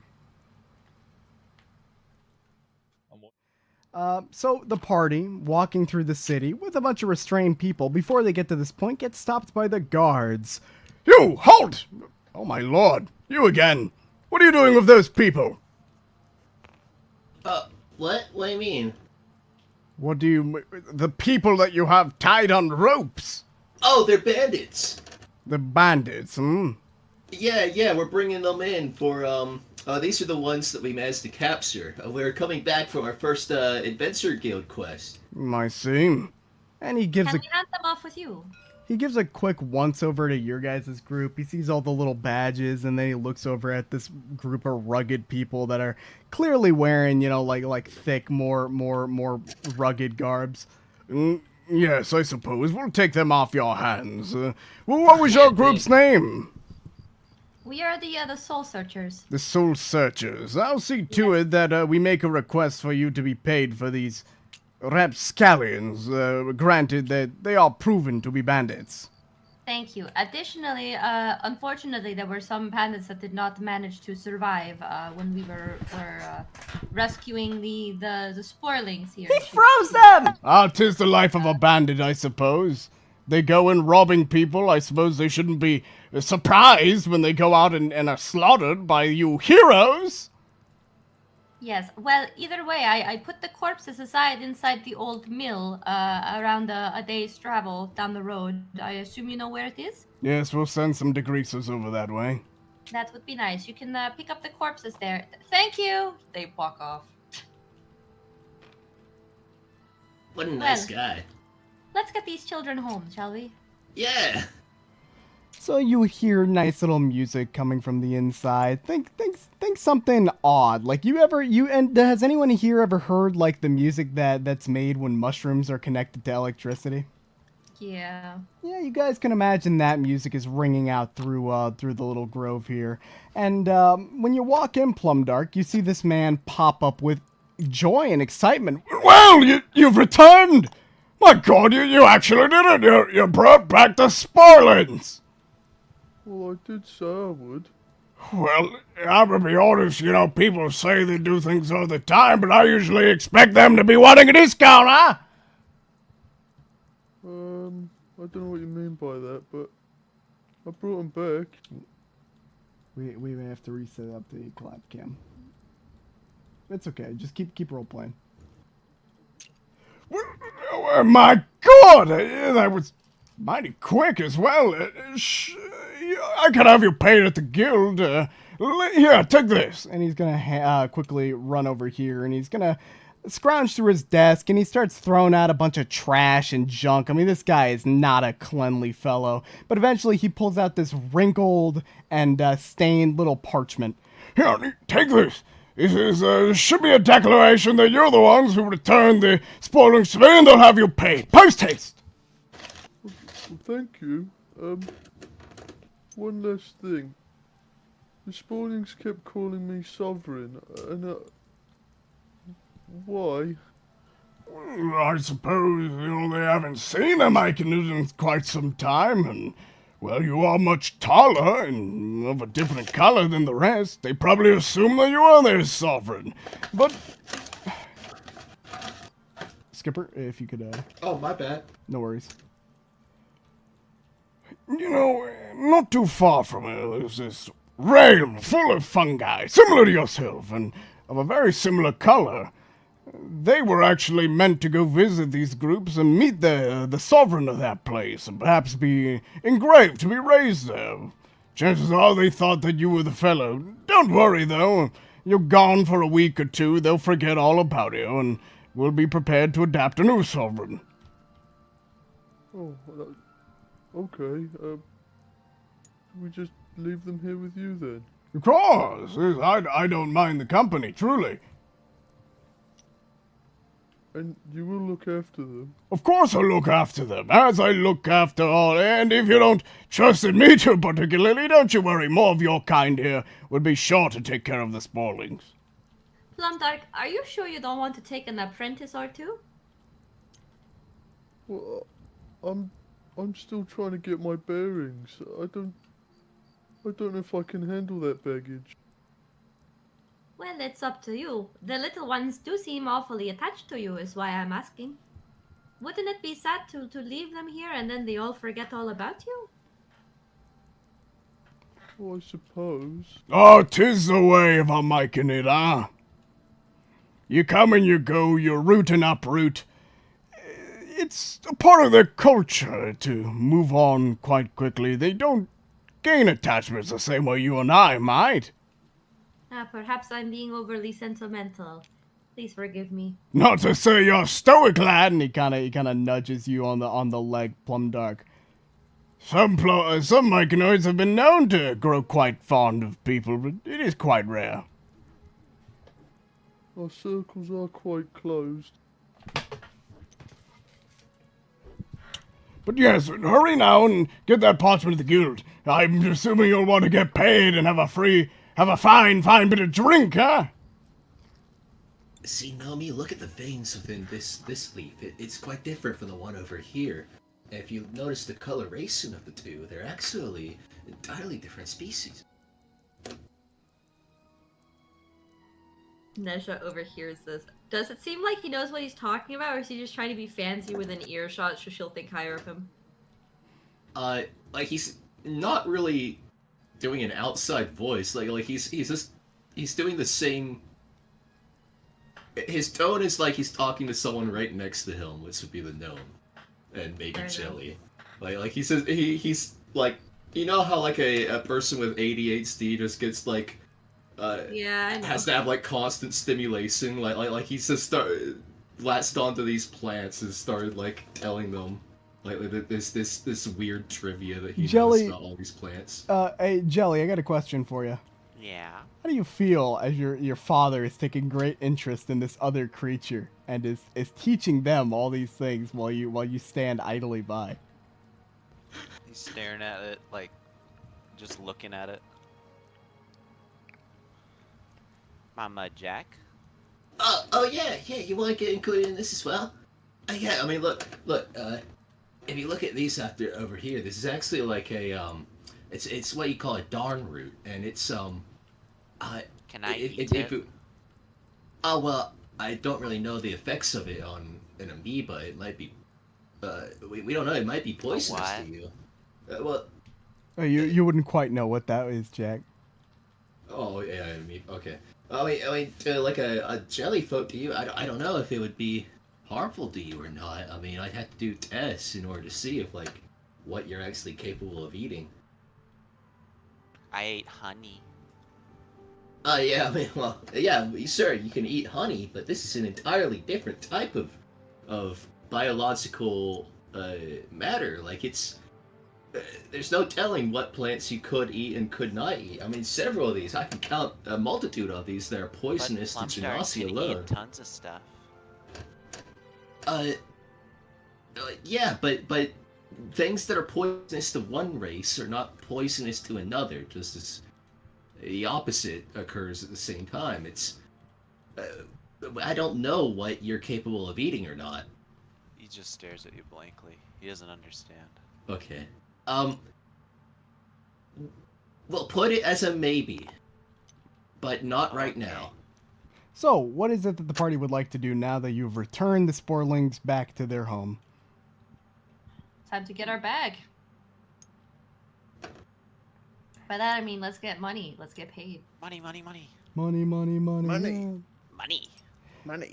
So my great party, you continue down the road, and you know it's a bit of a long walk in between, but the sights and the sounds of Jakal, well, they're marvelous. Beautiful bits of bards playing out in the street. You can see a couple of kids roughhousing, maybe you know playing ball or two, and of course the guards just lazily wandering around.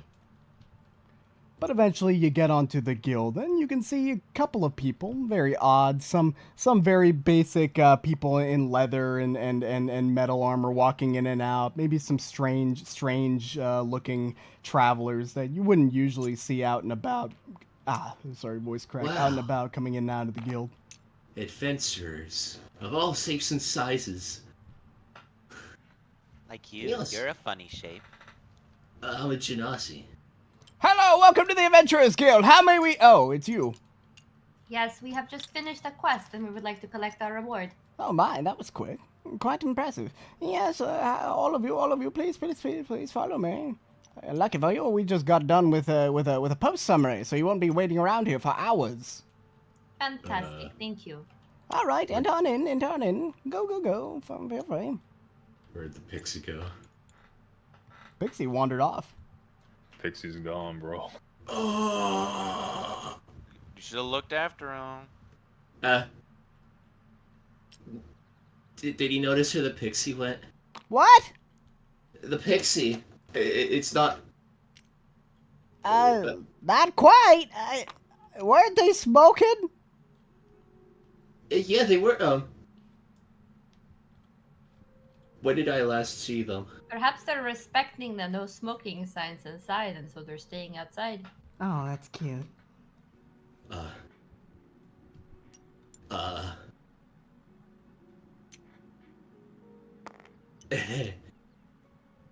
like Jack is gonna like stand with you guys, but like he clearly like has his mind focused on something else.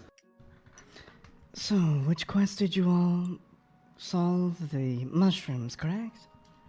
Yes, My the goodness. Mike need the rescue for all the children. Yes. We have already returned them to the commissioner. All right. Here, take this. And she's gonna just hand the first person in front of her a large sack, and you can see the sack has a ribbon on it with the number 25. There should be 2,500 gold in there for all of you to share, or I'd hope all of you to share. If you're working in one of those, never mind. So, would you all like another quest? Would you like to take some rest here? And is there anything of interest you would like to note to us before we finish this little briefing? Well, I believe we may go outside and browse the other quests before we decide on one. However, we did have a whole lot of porcelain-ranked adventurers with us. Are they going to be eligible to rank up now that they've completed their first official quest? That is right. Yes, I'm not sure you've noticed, but if you could all take a look to your badges, those of you that are porcelain, they should be glowing a bit of a strange color. Just tap that 3 times, and it'll change the badge color.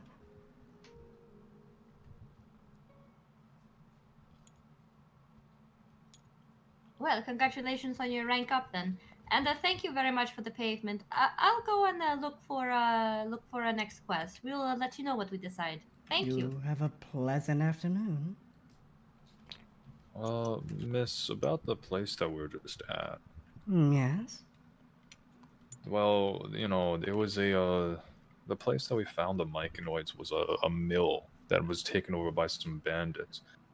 I think there's, you know, the bodies of the people that own the mill are still there, so you might want to send some people to go, you know, make sure that everything's properly handled. I see. I'll send some new adventurers over there to pick up the corpses and bring them back to the city or find whoever they belong to. Belong in the sense of, you know. Yeah, I understand. There's another thing as well. The bandits that took the myconoids, I think they were using the mill that we found them in as an outpost to make some sort of drug. Drug? Yeah, and Ark will kind of show her one of the vials, like the last vial he kept of the drug. Yes. They were using, well, and he'll show her the letter as well. I smell the Fae on this. This is quite strange, very intriguing. We've never gotten any reports of anything like this, but maybe the local guards or the magic school might have more insight on what something like this could be used for. The magic school is not too far from here. It's in the upper district, before you get to the castle. Yeah, apparently, according to a letter from the leader of this this group, they were selling this drug to some kind of mages, some kind of wizards. What was it, Nezra? Well, there was a group of wizards dressed in gray leathery robes, supposedly, that are using this and buying it en masse. Yes, I believe I saw one of them out in the woods. However, I was not able to make contact. That's quite alarming. Maybe the magic school knows something about this. So if one of you could take the time to go visit and perhaps Certainly, of ask course. them, I would appreciate that greatly. I'll even reimburse you for your time. She bobs her head. Yeah. Nezha turns and looks to Ark. I believe I found 2 quests we should probably pick up. One of them is for a missing adventurer called Ronaldo Flurb, who was last seen heading towards the sewers, which I believe is where we're going anyway. And the other one was to exterminate the roach infection beneath on Jakal, which is likely also in the sewers. So I imagine taking both of those so we can sort of handle them along the way. Okay. Yeah, well, why not? Combined, that's a reward of 3,000. Do you all agree? If you believe you're up to the task, you're more than free, but I'll have you know some people have tried exterminating these roaches before, and it's not as easy as you might think. They're cunning, and their manner of Well, let's just say that if they catch you, they don't kill you outright. They do something far, far worse. Like, Well, like what? are these small cockroaches or are they human-sized? Roughly the size of him or him. Are they standing Ark just upright kinda- on two legs? Yes. Oh, that's like your friend, Ark. My friend is a very strong I terminology. don't know if you would take kindly to us exterminating his kind. You're friends His with one of the cousin. roaches. How is that even possible? The creatures down there are feral. They His name's attack. Trundle. Yeah, didn't even know Trundle any is of a them could have great a man. name. Trundle's my first friend ever. Well, He's a maybe, great man, Trundle. Well, perhaps we'll send a representative down there to try to speak to these creatures. We've been told that they've all been feral and have been attacking city workers, but perhaps there's something more to understand about them. We'll take a look. We'll take a copy of the commission down. If you send other people down, other adventurers down there, that is fine. But we'll see what we can find out. Perhaps we can solve the problem if we're in the area anyway. I see. Well, good luck. Yes, Thank thank you. Oh, where is the Mages College in town, by the way? If you head over to the Nobles District, there should be a road that heads into a higher region in the city. If you look out, you should see the Grand Castle. It is below that point. Thank you. Okay. Thank you very much. Oh, does anyone else have anything? We all good? Well, Ark, before we all split up to do what we need to do, perhaps we should divvy up the rewards. Ah, right. Okay, hold on. How much was it again? 2,500? 2,500 gold. I will say, I did most of the heavy lifting here. However, I will not be greedy. I will take my fair allotment. It's gonna be 625 each. Wait, hold on. That 1, doesn't seem 2, right. 3, 4, 5. No, 5. My bad. Hold on. So 500 per person. Yeah. Well, does this count as a person? She points to Jelly. Jelly can be a person if he I wants have to be. monies. Jelly, do you want to be a person? Just I he wanna just be a like person. share with Jack, or He wants to be a person, so he gets the amount everyone else gets. well, I have monies, and I show him the 100 gold that I have. in that case, we would need to divvy it up 6 ways, which is not 500 per person. No, 5 ways. I'm not gonna take a cut. What do you mean? I'm just not gonna take a cut. It's fine. Are you rich, Ark? No, maybe. I don't know. I lost my home, so, but it's fine. I'm just not gonna take a cut. If I need something, I'm sure you guys can help me out. Of course. Well, I will say that if we don't already now agree on how money is going to split up, it may be a cause for strife in the future. You can Yeah. insist now you're not material, but most people are in the end. I mean, it's fine. I really don't care about gold as long as I can feed myself and get what I need to do. Jack, are you okay over there? Jack? Maybe we should go outside. I think he's having an Right. episode. You can handle it's- that. I'm not really the sort to handle episodes. I'm going to go off Wait. and see if I can figure out something with the Mages College, alright? Okay, You can maybe try getting I- contact with Trundle. rotisserie chicken. Fuck, okay. Right. I leave him to you, and she does not want Oh. any. And the sun runs off. Okay, and she's gone. I got a pet. I Let's, have a new uh, master. Oh god. Is that, Okay, is let. that a gnome? Yes? Oh my. Interesting to see one of them around here. Especially, well, I suppose it's not unkept if that's your friend. No, we found him. He was held hostage by the bandits. Well, it's not unheard of to see parties have a gnome. Do keep close watch on them. They tend to get themselves killed in all manner of ways. I'm holding him like a gnome Is like a there teddy something bear. wrong in the back? I've heard I you. I don't have heard know. you grunting this entire time, and it's been. I don't. Hey, Jack? It's all white noise to Jack, everything you're saying to him.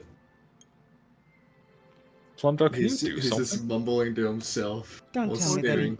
Don't tell me that he tried some of those drugs that you had found. I don't think he did. I'm hoping he didn't. That's his right. I mean, we're not the guards. We care not, but it is not a good look. Yeah, well, trust me, I'd be very angry if he did. Plumdog, is Jack okay? I don't really know, but I can help. Yeah, if you don't mind. What do you do, Pacifying Plumdog? spores, engage. So Jack, you just feel these spores kind of spray into your face, and you blink a couple times and look up and see Plumdark's ominous figure standing over you. What? What? Are you okay, Jack? Yeah. I think I need to go walking around the street. Oh, okay. Would you like to take somebody with you? No, that's fine. I'll handle it. What's over the gnome, please, Jelly? Okay. Play. Do the beer song with him. He likes that. Oh, what's his Would song? anyone like to go with him before he runs out by himself? Just asking, just in general. I'll go with Anybody? him. Okay, thank you, Talion. I thank you so much. At least he didn't abandon me to him like Nezha did. Oh my. And we'll quickly go one at a time before we hurry on to you, Jack. We're gonna go to Nezha, then you and Talion, and then we'll do Plumdark and the rest. So Nezha, where is it that you would like to go? So she's gonna go and actually check out with the Mages Guild. All right. So she's gonna head over there. Talion just walked out here. She sort of catches him as he leaves and says, "Oh, Talion, where are you headed?" Where did you see where Jack went? Jack, I wasn't Yes. really paying attention. He seems to be having a little episode. He's just a child. He's not any better than those Myconid babies. She shrugs her shoulders. You're not wrong. Well, if you're going to look for him, then no problem. I was going to head towards the Mages Guild in the Nobles District if you wanted to come along. But if you have to find him and do some babysitting, then it is what Do you it know is. where the Nobles District is? Well, yes. Oh, perfect. All right, now you know the streets and whatnot. But I'm gonna go and see if I can find Jack. All right. Well, I suppose I'll meet you all back at the tavern once we're done, and then from there we can go and see what the status is in the sewers. Right. She nods her head. And then Nezha will head towards the Nobles District, which she knows where it is, but I don't. Yeah, we'll go to the Mages College, though we are gonna hold off on yours because that is a map change when we go to the. Oh, okay, yeah. Don't you literally. worry. It's a nice map. So we'll hold off on that, and then we'll go to Talion, kind of rushing after Jack. Talion, you saw the direction after Nezha pointed you, and you would see Jack kind of hands in his robe walking about. You catch up to him. Jack. Huh? What is going on? I'm looking for the pixie that went missing. Vixie. Yeah, the pixie. Oh God, I don't want a repeat of the kid. I don't want to lose another one. Do you know where the pixie went? Well, that's why I'm out here. That's why I'm retracing my steps. Right. Yeah. So I was thinking, I'll just gonna keep on going the way that we went throughout the city. See if I can't find her anywhere. Oh God, these fake creatures. They don't understand what it's like in the real world. I'll be honest with you. If it left, I'm not too sure it wanted to be with the group we have. Yeah, but I was gonna release both of them back into the Feywilds once they're ready, but I see. But they're not ready. I mean, she spoke about what happens when she suffers withdrawal, and there's no place to get new cigarettes in the Feywild. I'm not too sure. Oh God, it'd be a gateway for even worse stuff. You have any idea what they use in the Feywild? I don't, but it must be horrible. I can't tell you. I'm not too sure myself. That's why whenever it's as Miss Dipsky said, whenever you're doing rescue missions for creatures of the Feywild that have been taken into our world through servitude or other means, poaching, they have to be reacclimated. They have to be readjusted back into a life back in the Feywilds, or else they're basically being fed as prey. Sure, Pixie would be fine in the Feywild. Yeah, but as I said, they got her addicted, man. It's addiction. She was doing a pack a day. With it as bad as that, like out in the Feywilds without any means of getting more, like it'd be a gateway for all sorts of terrible stuff she could get into. She's not meant for. She's not ready yet. She's just not ready. All my teachings in Miss Dipsky's classes, it's Mr. Whiskers, all guy is happening all over again. Oh, so itchy, so scratchy. I'm sure you'll find them. Could be in here. And he opens the door to. I don't think excuse me. Celeste's here. Oh man.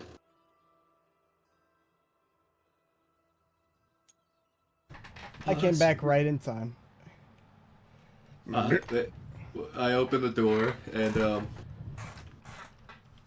You walk into sprouting soil and you see the dwarf hanging about. Hi, sorry to interrupt. I'm looking to see if we left a pixie around here. You left a. Oh, is that what that thing is? And he looks over there what? to the pixie, who's kind of like on a flower, just kind of like chilling, has their feet up, like hands behind their back. That's where she went.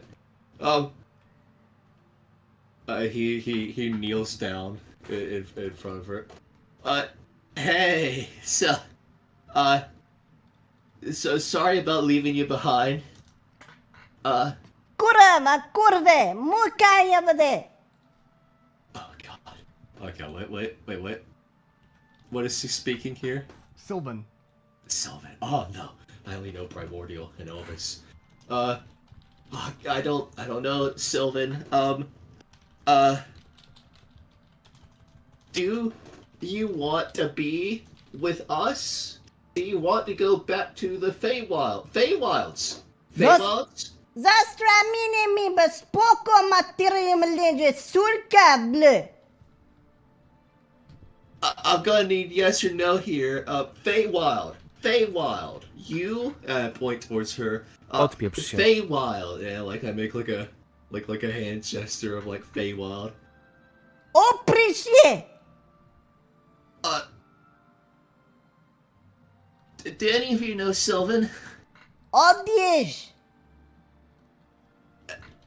Do you know Elvin by chance? Yes, this Priandi. She's not speaking Elven. I know a bit of Primordial from Uncle Gelatoni. From the look on its face, you can't really tell too easily, but it looks like they're annoyed. You just want me to leave you here, huh? They're just kind of staring at you. Mazesi adrepiodelik. Wait a minute. It's lucky I did this. Could I use detect thoughts on her? Sure. Yeah. Nascrobi, mashigale, un crepa che te shinga back la materia pale, un crepa. That's what's going on in their head. Not how it worked. Okay. Well, Italian, I don't know what to do here. I'm gonna fly away. Oh, wait!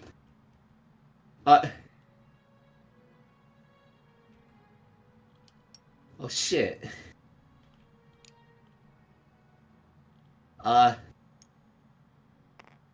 Dalian, what do I do?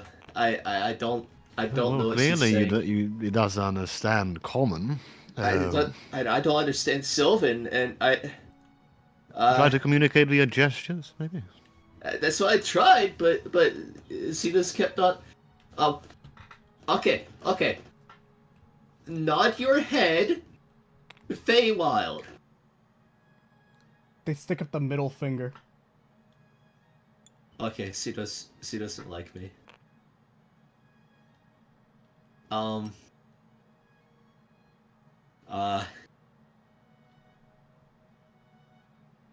I ideas? think it might be a lost cause. I think Jack. it's okay. I'm sorry to say. Good sir, do you think that you could take care of this pixie that seems to What are you talking about? Take care of a pixie? Why am I gonna take care of some pixie? Well, she seems to have made a home for herself here. I don't care. I'm a customer. Oh, okay. Where's the dwarf that owned this place? Where was he? Over there, Italian points. All right, sir. You get yourself a fine carrot and. Excuse me, sir. So, the pixie that I lost, it seems she has made a home for herself in this place. Well, they ain't staying here. Yeah, that's the problem, though. I don't understand her language, and she's being combative with me, so I'm not able to negotiate with her. Is there anyone around that could speak Sylvan for me? I can speak Sylvan just fine. It's like a second tongue to me. Oh, yeah. If you could talk to her for us, I'd like for her to come back with us. Privoy, masz kramę na kurwa moka jak niż agrabober She's quite insulting to me. Yeah, but like I don't know what to do. Like she's being insulting to me as well. She doesn't want to leave this place. Well, I'm gonna send it out of here. I don't think it likes anything. It's in a slur that in Sylvan is meant for people born on the material plane.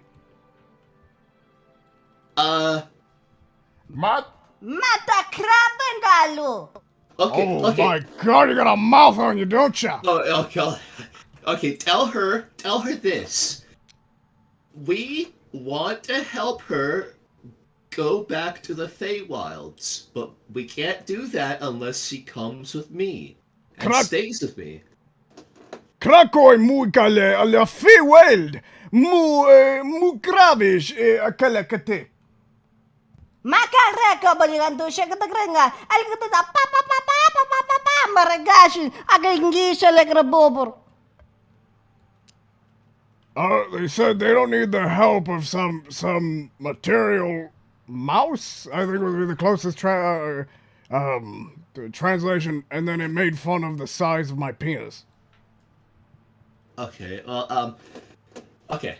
So you don't want her here. We have to bring her back. Okay, you have a jar we could use.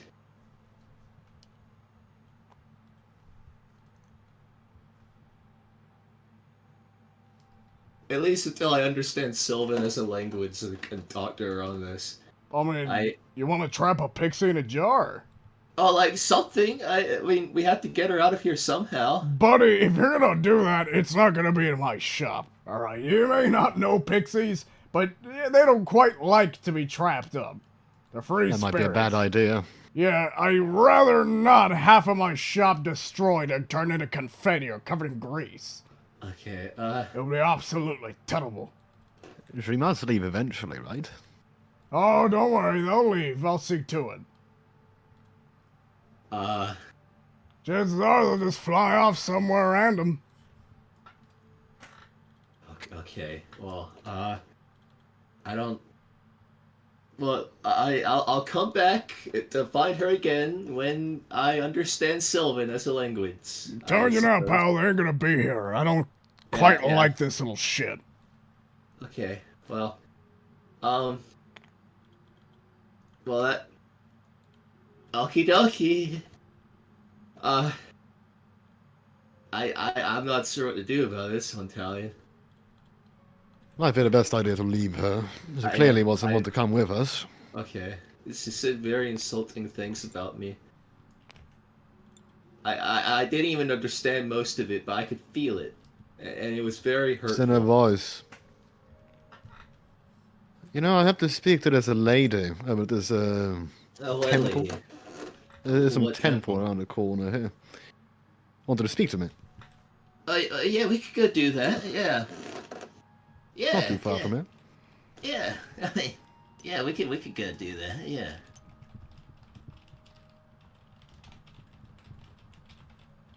Well, that was a waste of time. Bobor. Dude, I just started saying bober because I love how the Polish say beaver. Kurwa. Kurwa! Kurwy bober! Sylvan is it's just Slavic now. I love that. It's only can be Polish, man. I mean, that's the closest language to it. Yeah, why not? Let's see. You gonna skip over to somebody else, or? Sure. Yeah, let's do Ark and the gang.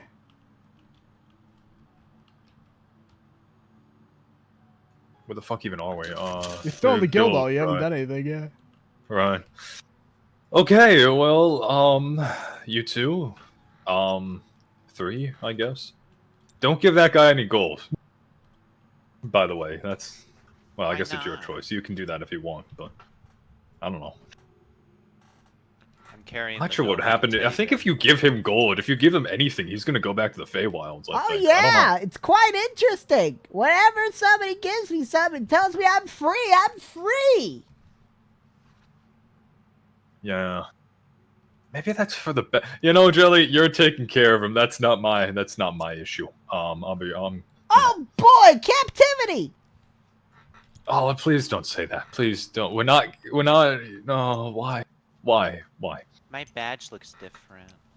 Yeah, congratulations, you ranked up, Jelly, or you're, you're copper now. What color is the badge? It is a obsidian color. Oh, you're obsidian. You still have ways to go for copper. What does that actually mean? So, the guild ranks their adventurers on several different levels, right? You're porcelain before, which means that you're a beginner and you're probably going to die in some sewer somewhere. Obsidian is kind of like the next ranking up, right? So you're slightly better than the average person going into a sewer. And then copper is after that, and that means that you're not in sores, probably, and you're fighting some really, like, heavy things, maybe, I don't know. Maybe, like...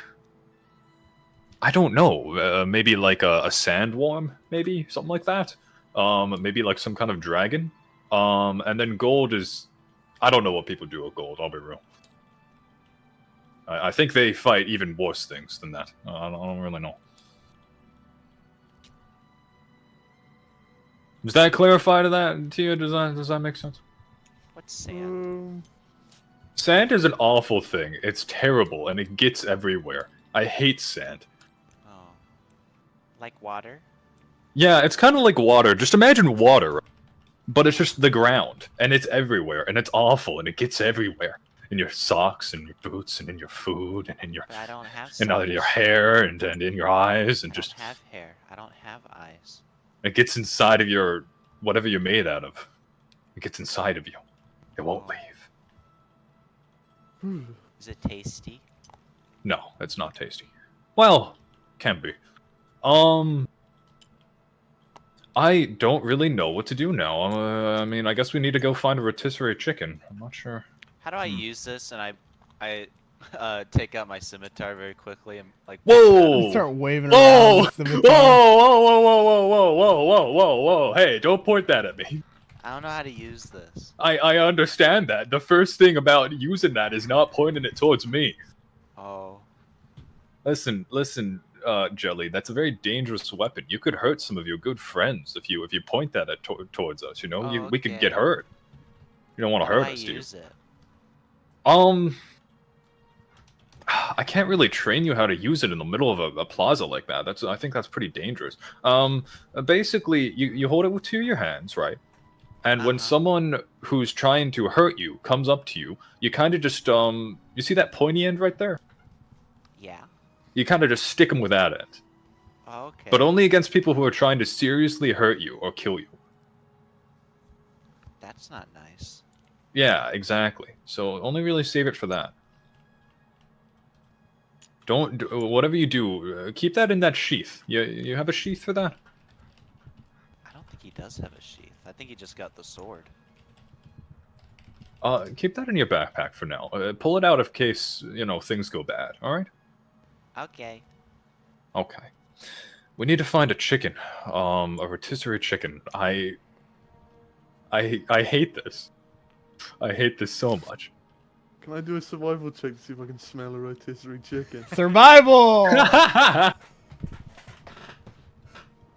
Okay, here we go. Okay, Nat 1. come on. Show me the money. Fuck! That's a 9. No, but you could smell delicious rat soup coming from the tavern. Mmm. Oh, hey, Plum Dog. Oh. Guess we're following him. Smells. Like up high on the window sill, you see Plum Dark start floating over to the tavern. Oh, is this a tavern? Oh, cool. All right, let's see if this music works. Oh, wow. Oh. Oh. Oh, it's like an adventurous tavern, kinda. It's this guy. This is not the music I want to play. What is What this? the hell? What did you put What on? is this? This is I hate songs that like piano covers that have a fucking intro to it. So let me play this song and hope that we don't get copyright struck.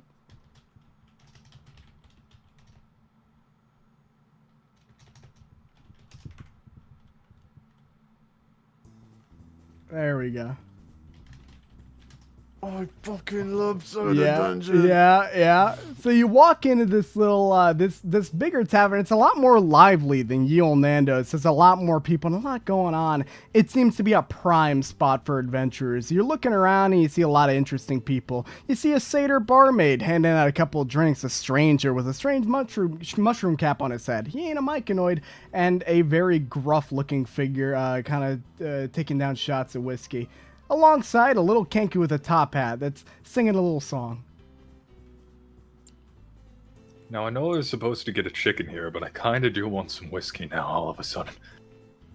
Whiskey? I want to try that. No, you can't. You can get milk, maybe. I don't know. Huh? Lead the way, Plum Dog. Let's scan the tables for rotisserie chickens. Sure, roll investigation. Would a plasmoid even have the enzymes necessary to break down milk? Oh. We have lactase in him. 'Cause I We're don't gonna think find so. out the hard way. He's gonna die. His body's just gonna reject it. Suddenly he's gonna sneeze, and like little droplets of milk are gonna eject from every pore of his body at ultrasound speeds. Just like He's been eating Jack. the soup just fine. So Jim, you can't see there are all sorts of bits of food. What is your investigation? +1. You can see that this guy has a single chicken leg on a little plate next to his little thing. Oh no. Look, he's got a chicken over there. Oh, okay. Maybe they do sell rotisserie chicken. Okay. This is business. This is business, boys. Business. Oh, maybe you should go first. What?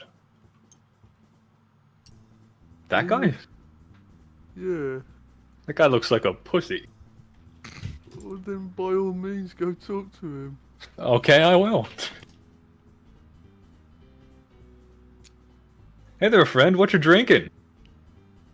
He kind of turns to you and he gives you this like scowl, and then he turns back to what to have a drink. Oh, okay. Well, I just had a question for you. You don't know if they That's the they scowl sell, you got. You don't know if they sell. I'm sorry. You don't know if they sell whole rotisserie chickens here, perchance, do you?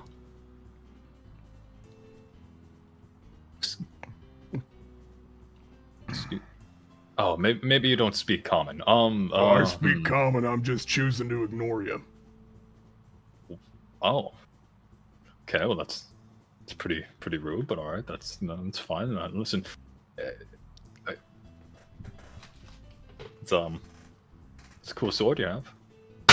If you want a rotisserie chicken, why don't you just go ask the barkeep? You know what? That's a good idea. Yeah, I'm gonna go. Yeah, okay. Fucking adventurers. That guy was an asshole. I told you. Shut the fuck up! What an asshole. What? He heard that? Oh my god. Asshole. Hey, excuse me, my friend. How can I help? How can I help you, lad?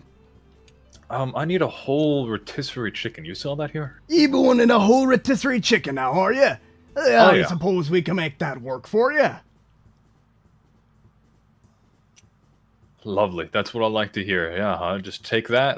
Do you guys want anything? You have money now. You can buy some stuff if you want. Ask him how many rotisserie chickens he has. Okay. How many rotisserie chickens do you have, out of curiosity? I suppose enough to fill a tavern. Ark looks around the tavern. He has a lot of rotisserie chickens, Plum Dark, enough to fill the tavern. Can we buy all of them? My friend here in the purple would like to know how much it would cost to buy all of them. You want to buy all my rotisserie chickens? I mean, he wants to know the cost, yeah.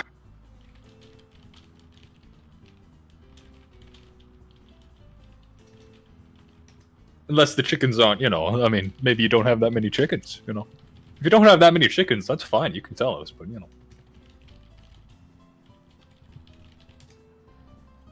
I can make you 2. 2?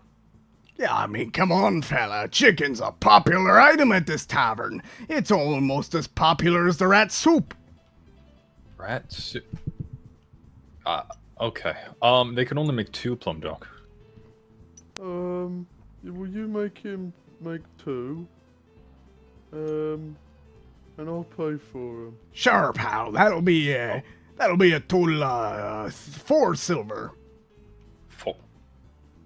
Yeah, just give him a gold, Plum Dog. That's... Oh, wow. Mighty generous of you. I'll go get that chicken cooked up for you. And you see him walk over to the side here, enter a little hatch and go down below. Oh. Yeah. There's some gibberish on that wall there. I'll go look over at it. But I think I can make out what that says. You can? It just looked like chicken scratch to me. What does it say?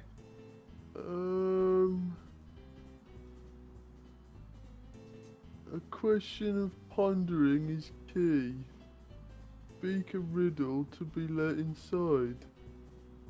A question of pondering is key. Speak a riddle to be let inside? What does that even mean? Secret in the back. Nighttime for those wanting better work. Better work at night. What does that mean? I think they have something in the back of this tavern, Plum Dark. It's pretty common, I guess. I was in another tavern that had like a fight club in the back of it. What, so we should come back at night time? Yeah, I guess if we come back at night and we speak some kind of riddle to the guy who's at the bar, maybe he'll let us in some good stuff. Huh. This is an absorbent eye. Rotisserie chicken. No, say again. Why can they only make 2? I don't know. He said he had enough for the entire tavern. This guy's kind of... I don't know. There's something off about this place. I don't know. I don't like it. He comes up top with 2 big, like, rotisserie. It would be like 10 minutes at this point. He puts 2 big dishes in front of you. There you go. Oh, great. Hey, can I get something to cover one of these? And then, Plum Dog, do you guys want to eat the second one? No, I'm gonna save it for later. Well, if you're Okay. saving stuff for later, you could have just bought rations over at the shop. I don't mind taking your money, of course. No, it has to be a rotisserie chicken. Yeah, we're gonna feed a cockroach. Yeah, I've heard of a couple people feeding those beasties in the sewers. You know, Wait, really? oh yeah, fellow over there makes his money killing them. Wait, who? They're friendly little guy over there.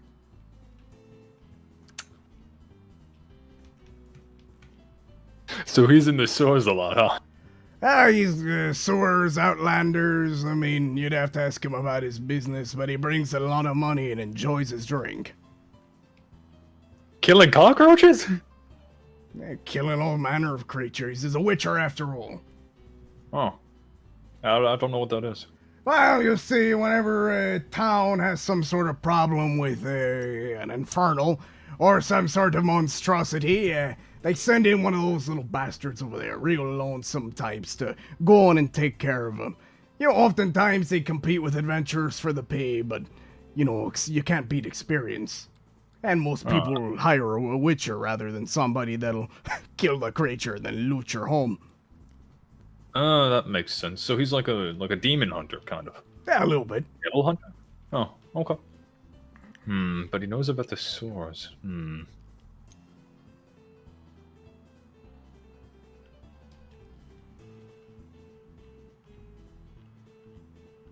I was just kind of staring at the back of this guy's head.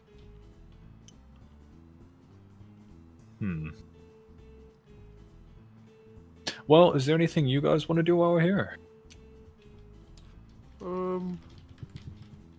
What's a whiskey? What's a whiskey? It's a type of drink. What? I didn't even... Oh, what? Hey, what are you? I don't know. I'm jelly. I mean, technically, he was a customer. I suppose. Well, I mean, I guess I've seen one of your types before. Can I get one? Yeah, sure. That'll be a gold coin for you. I hand him one. He slides over a little glass of whiskey. No, Jelly, I'm not sure if you want to... I drink it. All right, roll a Constitution save.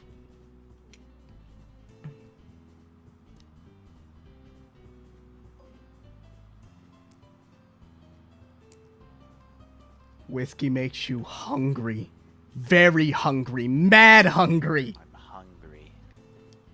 What's going on, buddy? You like your drink? I'm hungry. Oh, Jelly? You alright? Consume and grow. Hungry. He must have really liked this drink. What? You see him like slowly like stalking over the gnome, about to like pounce on him. Yeah, his body starts like splitting apart, and you guys can see like him begin to open as he covers the gnome, and I'm assuming like almost like a snake. Like you see this gnome go. Oh my god! Oh, there goes the gnome. You know, I thought he was gonna. You know, we've had a couple of these kinds of incidents happen with gnomes. I'm surprised he lasted as long as he did. He's still in there. Oh my god! He can't move. He's like constricted. He's like struggling to get out. Jelly, let him go. Let him go, Jelly. Oh my god! Huh? It's nature. This is nature. Well, I mean, I guess in some kind of sick way it is. I'm not sure if we should interfere with this or not.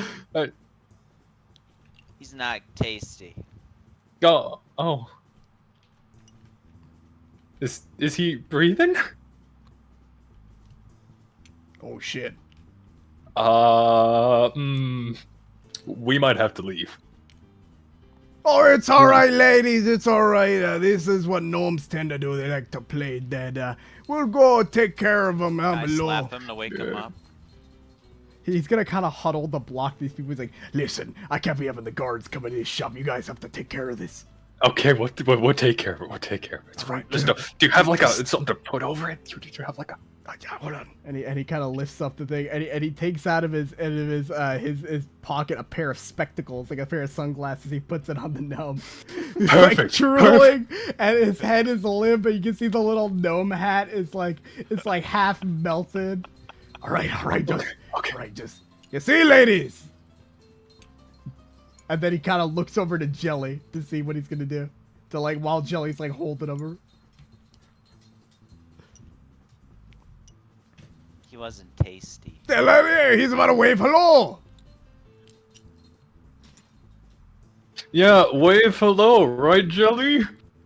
Roll performance, Jelly. Uh-oh.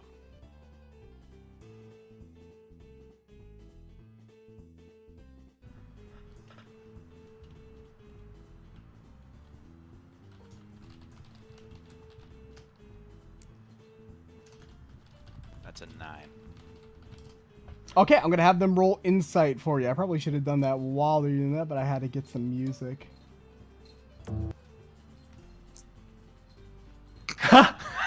They wave back. They wave back all friendly and then go back to chatting. Okay, alright. Plumdog, grab the chickens. We're leaving. Just get that thing out of here. We're leaving. We're leaving. Hey, fellas. Yeah, what happened to the gnome? I wasn't here. Don't worry about it. Come on, grab the chickens, Plumdog. Go, fucking go. Get the fuck out of here. Get the fuck out of here. Jelly, you did? What happened? Come on, Jelly, come on. Jelly's having trouble walking around. Like, you see him wobbling around and not being very disorientated. And every now and again, I like to think he wraps, like, the gnome's finger and then goes, oh, no, I don't like how he tastes, and lets him go. It looks like the gnome has been constricted, like one would a snake. Oh, God. There for that long. Although you Jelly probably had, is like a heart horrifying. attack. Shit. Oh, follow me. Follow me. Okay, follow me. Follow me. Follow me. The guard's just smoking on the side of the building, not really paying attention. My tummy hurt. I heard. Just this way, Jelly. This way. This way. This way. Hello, sir. Would you like to buy? Oh. No, I'm not. I'm busy. I'm busy. Sorry. Bye.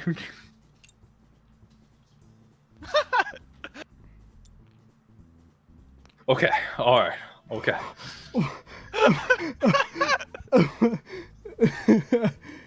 You want to take this down the canals? Take it down the canal? Fuck no. I mean, I guess we could, but that's not really okay.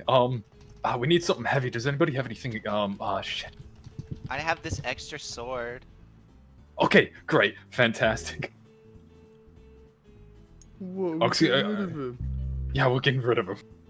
Why not, Ox gonna bro? grab the gnome. Why don't and... you wake him up? Shake him. Ah, I'm gonna shake you him. know? Okay, so while you're shaking him, you guys can kind of feel the boat begin to rock, and it begins kind of moving down the canal.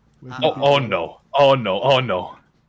Let me get you guys a boat model real quick. So the thing, like, he starts shaking him. I like to think, like, he's like this corpse. He just starts shaking it up and down as hard as he can, not really knowing how gentle it is. Would I be right here, Sharp Eye? Yeah, he's just like shaking him around. He's shaking him around up and down as hard as he can, and because of like how much he's rocking the boat, it kind of goes off of one of its like one of its anchors, and then just begins to kind of ferry down. Oh no! Uh-oh. No, Jelly, stop! Oh no! Oh, I might still hurt. I don't feel good. Yeah, maybe you should drink alcohol, Jelly. That was a good idea. I'm still hungry. Give him one of the chickens, Dog. But it's mine. Just split it with him, unless you want to be eaten next. He's not gonna do anything to me. I didn't think he would do anything to the gnome. So you guys keep on, it keeps on like floating by the canals, and you can see a more like empty area off to the right that leads into an area that looks to be a little more packed. But what are you doing while you're heading this way? Do we even have paddles? No, it's just kind of drifting. Like, I like to think it's drifting along the side. And there's people nearby, huh?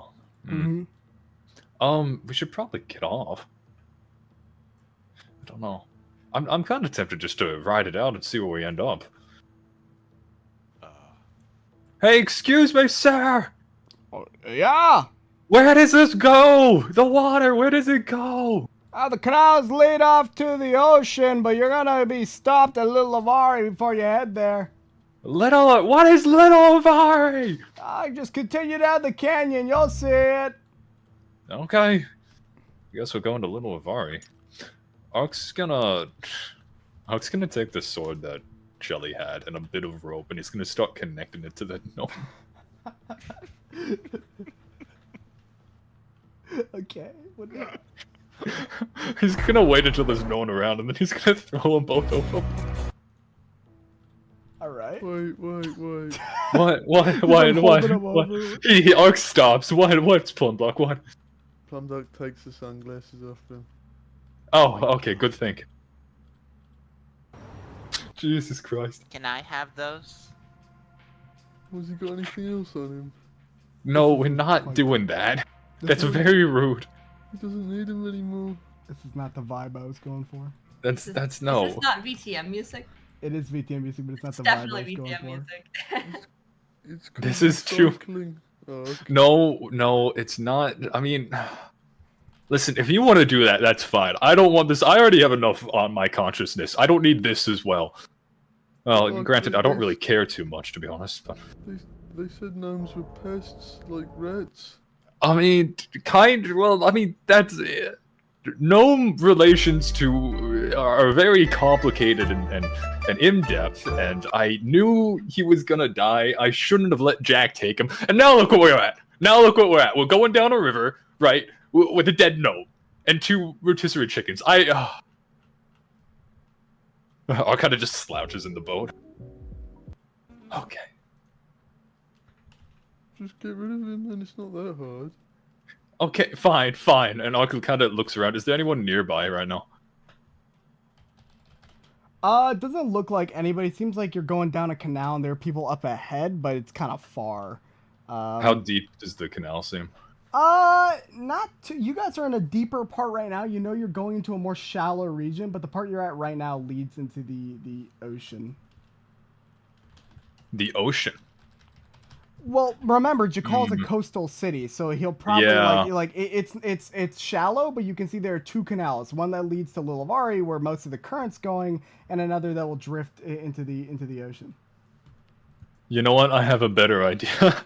And Ark's simply he's gonna undo the rope and the sword, and he's gonna try to make it so the body's just floating down current into the ocean.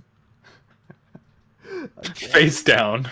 Okay, you can do that. Oh my god, Yeah. all this music is not gonna work for what I'm looking for, so I'm just gonna have to play the VTM song. Okay. I hope it gets more. I love them. It's alright. So, think of this area as a lot less sinister. I was trying to find a good ambience for like a Chinatown where it kind of had some more like Eastern music going on with it, but I couldn't find anything that was from like a game or something that I could use. If anybody finds anything, feel free to you know. Oh wait, I think I found something. How are we gonna explain this to Jack? Oh man. Sorry to the chat. Oh, it's gonna be like telling a kid that his dog died. Oh no. Went to the puppy farm.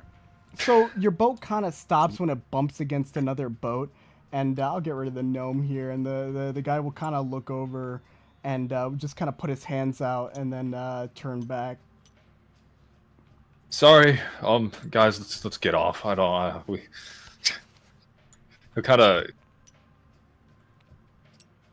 Okay, listen, this never happened. Okay. Just do you guys know what a party secret is? What? Okay, listen, both of you listen to me right now, alright? Listen, I don't like lying to people. I'm trying not to lie to people, but if we tell Jack what actually happened to his gnome, you saw how he was looking beforehand. Mentally, I don't think he's. Yeah. But what Anyway. if he tries to look for the gnome? Why don't you just say the gnome left? Yes, that's what we're gonna say. We're gonna say the gnome got fully healed up and is back and safe and sound, upstate in the Feywilds. Okay. So we should lie to people if it's I in mean, their I don't best know. interest. No, I don't. So We shouldn't lie to people. We shouldn't be doing this. But do you want to break his heart and tell him that it's dead? I don't. that would be the truth, would it not? It would be the You truth. just said it's bad to lie. It is bad to lie, but sometimes you gotta kind of need to. I'm gonna think about this for a little bit. This is. Oh, damn it. I mean, Jelly, do you want to tell him what happened to the gnome? He's Mama Jack. He loves me. He's gonna love you a lot less, I think, if you tell him about that. Why? I just have a feeling. Where the fuck are we, anyway? I don't know. We can walk and talk about this. Let's explore around. I don't know where we are.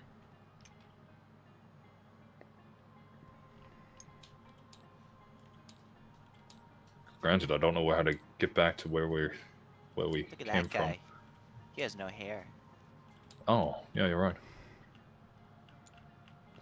Oh, Bakro!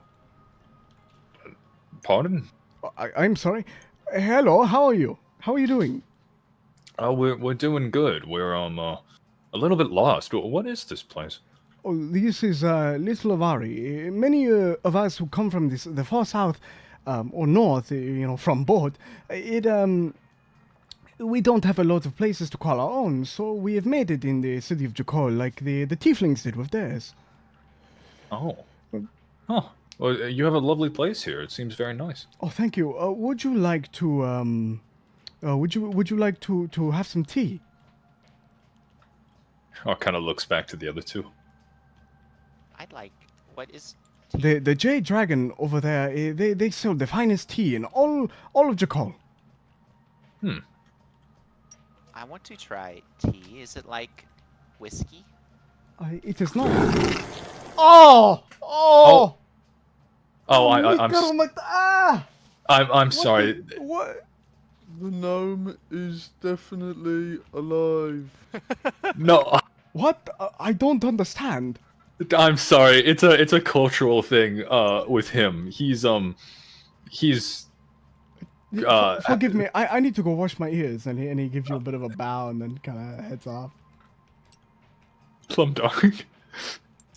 What the fuck was that?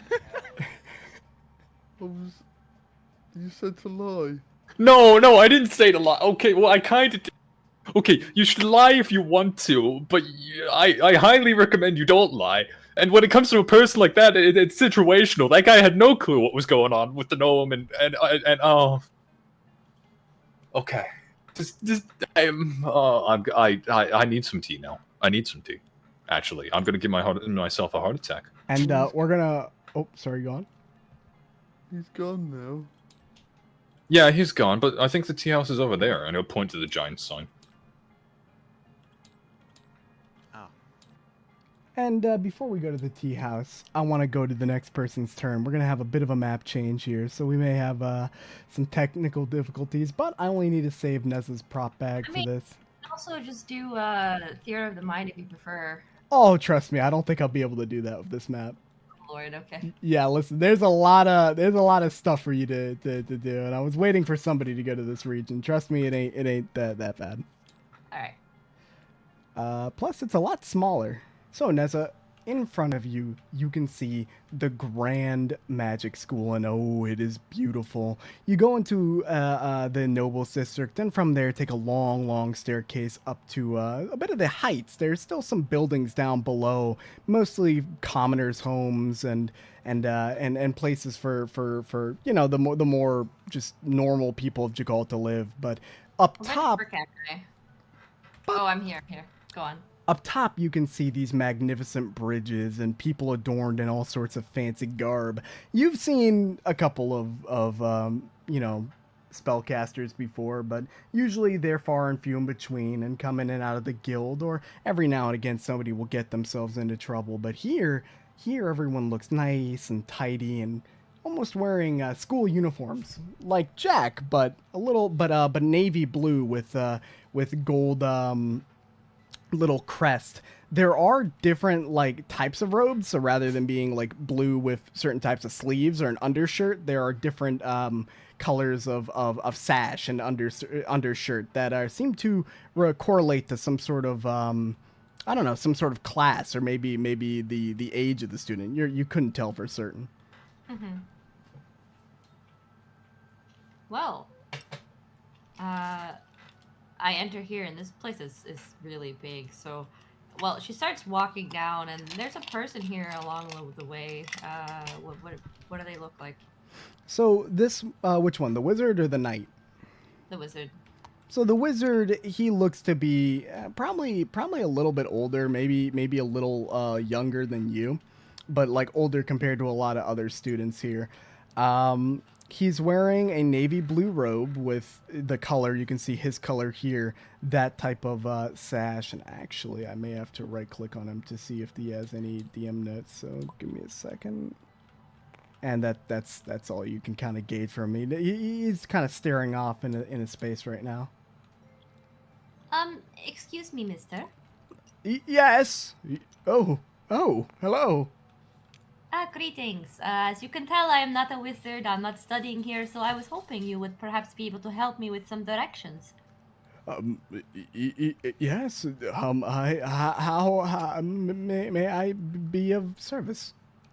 Well, you see, I'm looking for the administration office, as you could say. Oh, I need to the report, preferably to your security council or to perhaps even the headmaster if they're around. Yes. That way over there. And he points off in that direction. Continue down that path, and there should be a large tower off in the distance. Just go to the staircase. He's just he seems very flustered speaking to you. Go to the staircase that leads there. Well, thank you very much for your help. I will go there immediately. Have a good day. She heads off. So he said this big staircase here? Well, she heads that direction. So, I gotta get some music going on real quick. Let me get some action music here. The big hallway of gym. Did you say of Jim? Of Jim, yeah. Jim, you're famous. His name is like plastered over the... What? The Great Jim Hallway.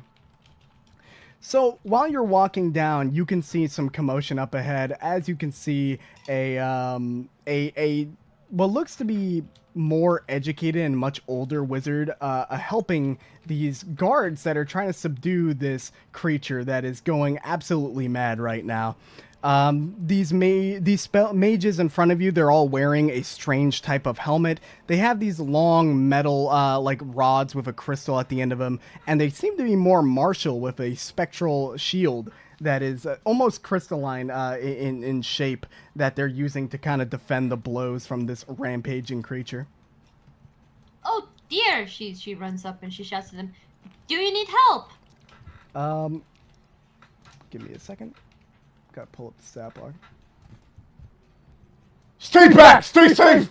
And this creature is gonna slam down on the one of the guards.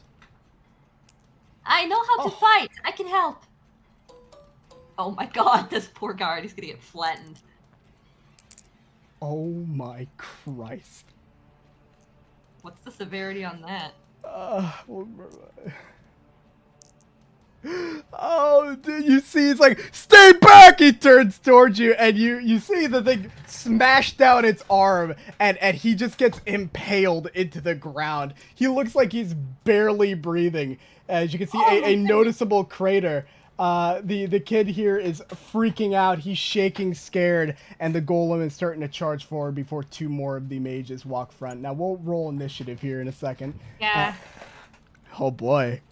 Oh, God. Oh, boy. Oh. Roll initiative? Yep. Alright, roger that. Let me grab it.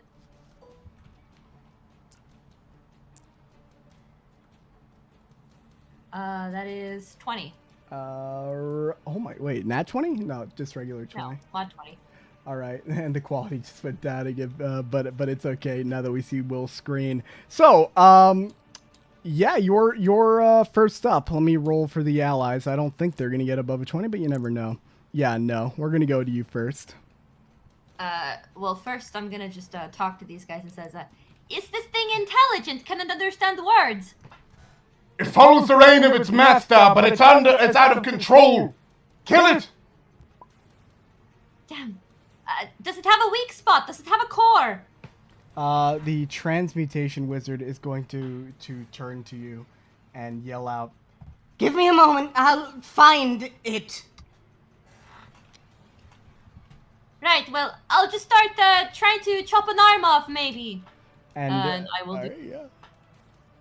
My so bad. I Keep will interrupting. toss some chakrams at him. All right, Captain America, you're up. Okay, so I'll start with just the. Hold on. Just gonna check my flourishes real quick.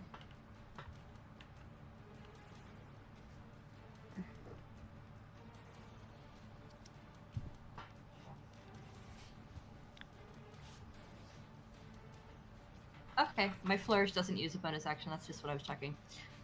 So I'm gonna hit twice for my first attack. Once with my action, once with my bonus action. All right. And on my action, I am gonna do a defensive flourish. Okay. So let's see if I hit first. Well, I hit one of them. Ooh. All right, let's roll severity. Uh-oh. So you throw one of your magical or chakrams at the guy, at the creature, but it gets stuck. It doesn't return to your hand. It's currently stuck in the chest of this creature because it's made out of clay. Ah, crap. All right, so I can't do my bonus action anymore. At least with the chakram. Well, the other one will, however, hit. I'm assuming.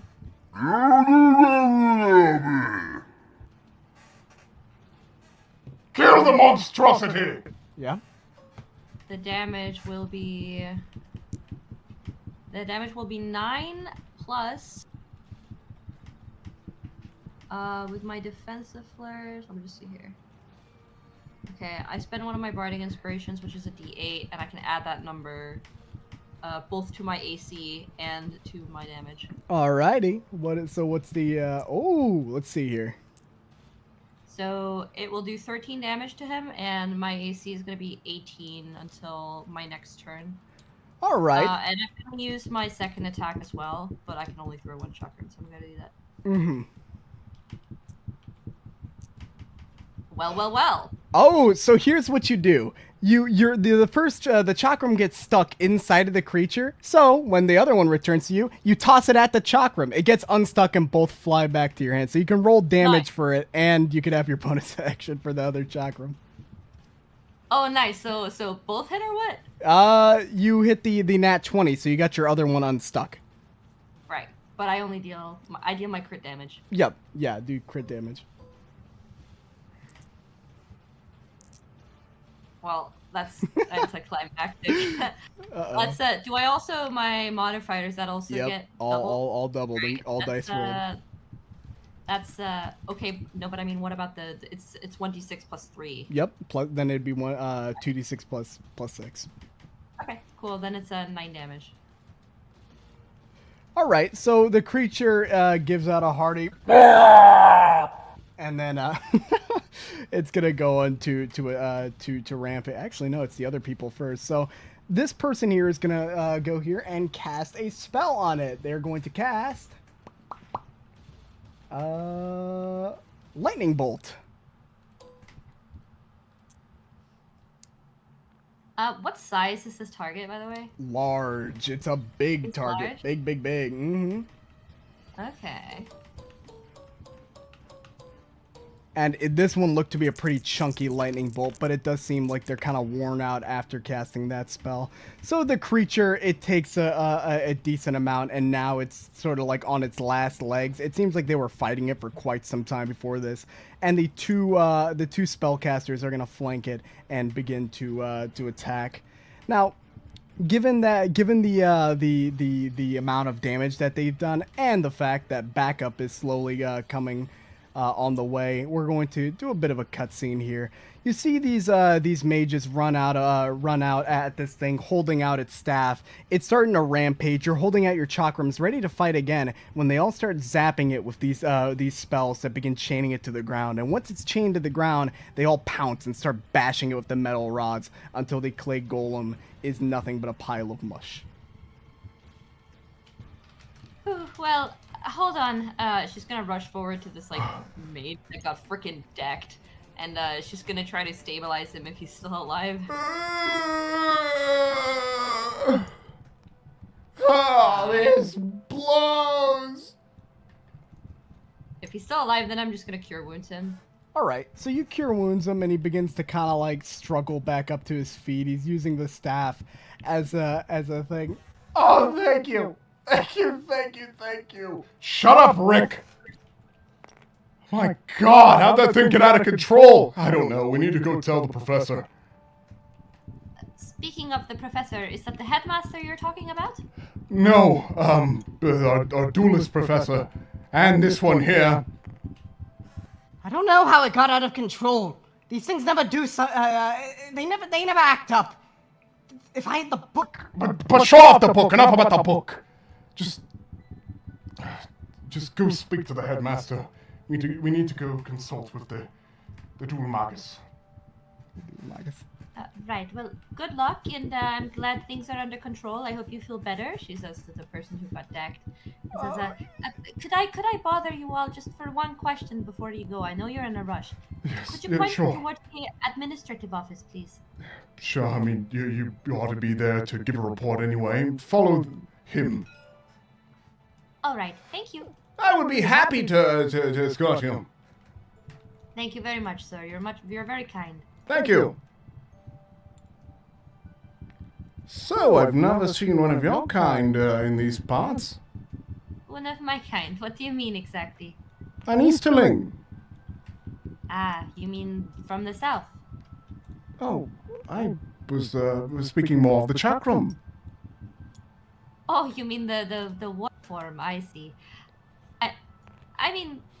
I only well, assumed yes. that you were from the Far East, yes? Oh, I'm from the south, from Sharia. Really? That is curious. I didn't know. Yes, indeed. I didn't know they practiced that type of fighting over there. Well, I suppose I sort of learned it myself. I'm a dancer, you see, a performer from Sharia. Oh, a dancer. How Yes. quaint. Well, I wouldn't exactly call it quaint. It is war dancing, after all. I didn't know you could dance for war, but I suppose if somebody could have a war drum, a war flute, or a war whatever else, then somebody could have a war dance. He chuckles a little bit. Well, in the end, it's all about how hard you can throw the chakrams and how much you can get them to return to you. She shrugs her shoulders. Dance or not, it's pretty much the same as any other thrown weapon. No, Might have the bonus of returning to me. Oh, yes, I saw the subtle enchantment. Many of our staffs have a very similar enchantment. If you don't mind, and no insult intended, I will need to be by your side when we address the headmaster, just for security reasons. She could take care of herself, but, of course, all not foreigners, but people foreign to the school must be accompanied. Not a problem, my friend. What's your name? My name is Altrinop. Altrinop? That be right? Altrinop. Are you... No, that's not appropriate. Sounds like a wonderful name. No, what were you going to say? I just said that I was going to say that it sounds very elvish.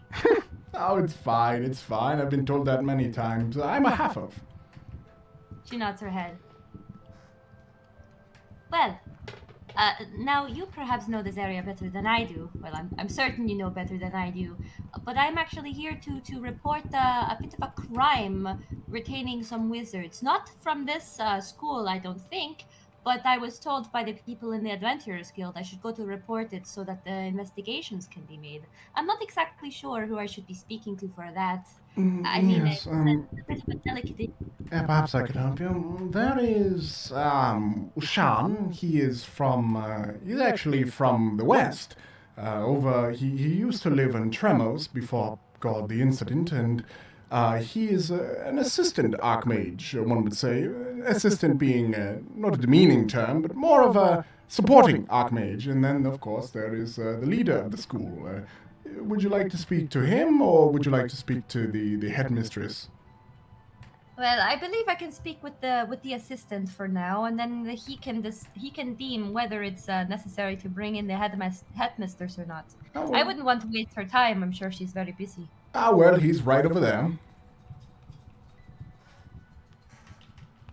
So you see this man. He has long and silver hair. His eyes have a tinge of green, and he's wearing like white and robes with a little sash with an emerald coloring on it. He has a very large crystalline staff, and he looks very peaceful. Is he sitting there? Like, does he look up when she approaches, or is he like in a trance or something? He is at the moment just kind of reading a book. Nezha approaches to around here and clears her throat softly just to get his attention before she gets too close. Oh, hello. How may I help you? Hello, I hope I'm not disturbing you too much. Oh, no, please approach. I don't mind. Thank you very much. And she approaches. I am here to make a report. Oh, perhaps I should introduce myself. My name is Nezha Al-Sirani. I am an adventurer, I suppose you could say. I travel around the area. But I have a few reports to make. I suppose the easiest one first is that I should note to you that there was a golem that went on a rampage out in the school just outside about 10 minutes ago. We took it down, but one of the guards got hit pretty hard. Oh, I figured it was only a matter of time since something like that happened. Sorry, recently we had a robbery. I'm not quite sure what had, how they had even gotten past the walls, the glyphs, but an item from our vault was taken, a manual that was made to control these creatures and create them. But this was some time ago, and since then we assume the culprit is long gone. Perhaps imposter in the school. Well, I don't want to put myself forward all too much, but I do a bit of investigating. I'm quite proficient in tracking things down. Have you considered making a request to the Adventurers Guild and finding this lost, book? Oh, we've had some of our scribes look into it when the incident at first happened, but it's been so long that we doubt any clues have been found. I mean, the area was clean. It didn't even look like there was damage done to the display. Simply vanished without a trace. That's very strange. I mean, if a school full of mages can't figure out if magic was used to remove it, then I doubt I could do much better, I'm afraid. I'll tell you this, if you find any information about rogue golems, encounter one out in your travels, and perhaps you can find out the truth. But, it's I'll be a sure to gather fantasy. information and pass it on if I find anything relevant. But that isn't why I'm here. I'm very sorry to take up your time. Actually, I'm here because I have a slightly worrying situation to report. My companions and I, we were out on a commission just a few days ago, out by the old mill, just a few miles out of the city gates. Perhaps you know the area. Briefly, yes. I'm not quite sure exactly what mill, but carry on. It's an abandoned building, and it turned out that it had been taken up by bandits who were keeping some pixies and some gnomes and such captive, and making some sort of honey with spore ingredients and then pixie dust. Some sort of drug-like qualities was described. Apparently, a very addictive substance. We cleared out the bandits, of course, and we have seized the goods, so this sort of dangerous stuff should not be in circulation. However, when we interrogated and also when we looked in their notes, we found out that this stock is usually sold to a group of wizards who come and pick it up. They typically wear gray cloaks, almost of leathery texture. Great. Have you heard of anything like that? I saw one of them myself at night. They stuck to the shadows, and when I was trying to approach, unfortunately, I could not get any closer. We had some reports around the city that there were figures wearing these strange cloaks, casting magic out in the city streets, but we just assumed it was some of the students playing a joke of some type. No one reported anything malicious, just were surprised that, our wizards would be wandering the streets at night and doing such a thing. Well, then perhaps I may ask you, what would any wizard be able to use this jar of honey for? Is it a component for a spell, perhaps? I'm not sure, because this isn't just regular honey. It's filled with pixie dust and myconid spores. Myconid spores. Well, theoretically, pixie Yes, dust indeed. is very, very good at reading into divination, speaking into the ether, and having something, well, hear you back. Though it doesn't, it's not quite effective for scrying. It's mostly for communication, and myconoid spores, I'd assume, could. No, it couldn't be.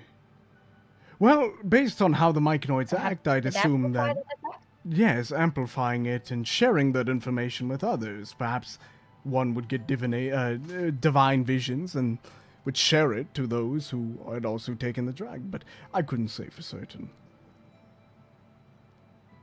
A very strange hypothesis, perhaps, but would this compound of honey possibly allow people to share something of a hive mind with one another? I'm not quite sure what the purpose of honey would be. Perhaps just an element in making it go down make it smoother. edible. Yes. Or perhaps to hide the contents from anyone who would look at it otherwise. That would be true as well, yes. Do you have any of this? I do not, but my companions do. I didn't want to keep it on me as it seemed a little bit, illegal. But I'll be able to send a sample here if you'd like. I can Yes, send it later today. I'd appreciate that greatly. I'll have some of our... No, I'll look into it myself, personally. And I'll go inform the headmistress of these findings. These are quite interesting. We will, I'll make sure to keep an eye out on my further travels and delve into it if I should come across anything interesting. And I'll be sure to relay the information to you and the Adventurers Guild as well. Yes, thank you again, and... What would you say your Of name course.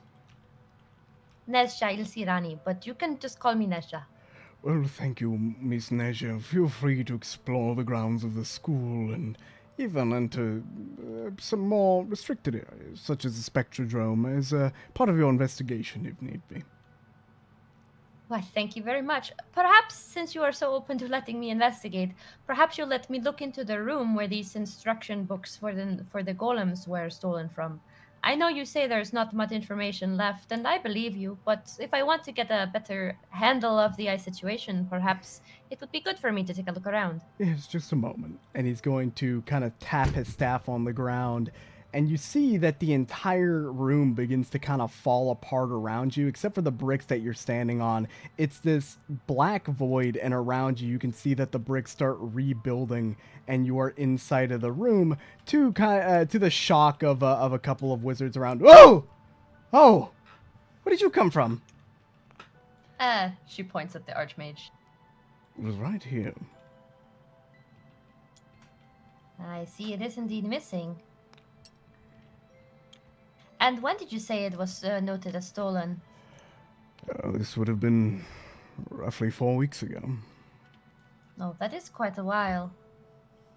Well, I'll take a look around. You have some very interesting exhibits here. Yes, yes. Feel free to explore the grounds. Of course. I will send you a sample, and you are also free to send any missives to the... Oh, what's it called? Ye Old Nando's Inn. That's where I have my residence at the moment. Oh, that's a quaint name. Well, all right, carry on. Well, it's not as quaint as the store, but they have interesting drinks and cheap lodgings. Oh. I'm gonna go quickly grab a drink and go to the bathroom, but feel free to ask questions. I'll still have my headphones on. Just gonna look at these exhibits.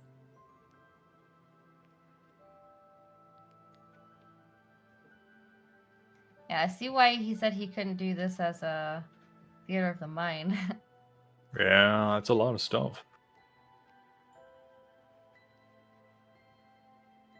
Mithril cannon. Yeah. Oh my god, there's a genie lamp here, guys. Oh yeah, I'm sure that won't. Dude, Man, Jack I don't got even his want to hands go. on that. No.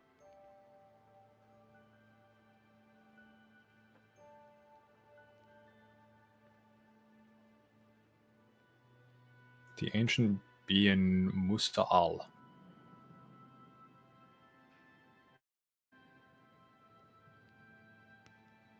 Alright, I'm back. And yeah, if you guys hover over some of the displays and many other people around, if you hover over people displays, you may get a glimpse of a description. Not everything has a description, and you could also right click to see one, but they should be available to all of you. Maybe not. You Yeah, may just I have to always hover. Google the descriptions. Oh, nice. Yeah. All right. So feel free to wander around and look around. And let me describe a little bit about this area. So while you're looking, you can see that all of the paintings are actively moving and look like different landscapes in the world. Oh. One of them well, even first of all- shows your native desert. Oh wow, that's nostalgic. She's gonna. Can I investigate around this this area here? I know it's empty, but Mhm. sort of just like looking for if like the lock on this box was tampered with or anything like that. Sure. That'll be an investigation check. All right. Big money, big money, big money. All right, that's 21. So Wait, maybe it's higher. the box looks pristine. There seems to be what looks to be like a little like maybe like a like a lectern in there, like a little mini lectern to keep the book upright. It is very clean, almost a little dusty. It's been left here for a while. If it was broken, you could kind of make the decision that it probably would have been fixed by now, but the Archmage did say that the area that this was not broken into, that it just disappeared.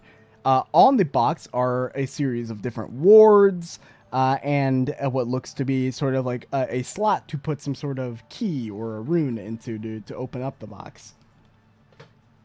Well, I'm gonna inspect that slot. Mm-hmm. What kind of rune might have been put in? Well, you can assume just by looking at the weird shape that it would have had to have been some sort of gemstone. Nezha is gonna look at the gemstones in her pouch, and she's gonna try them in one by one.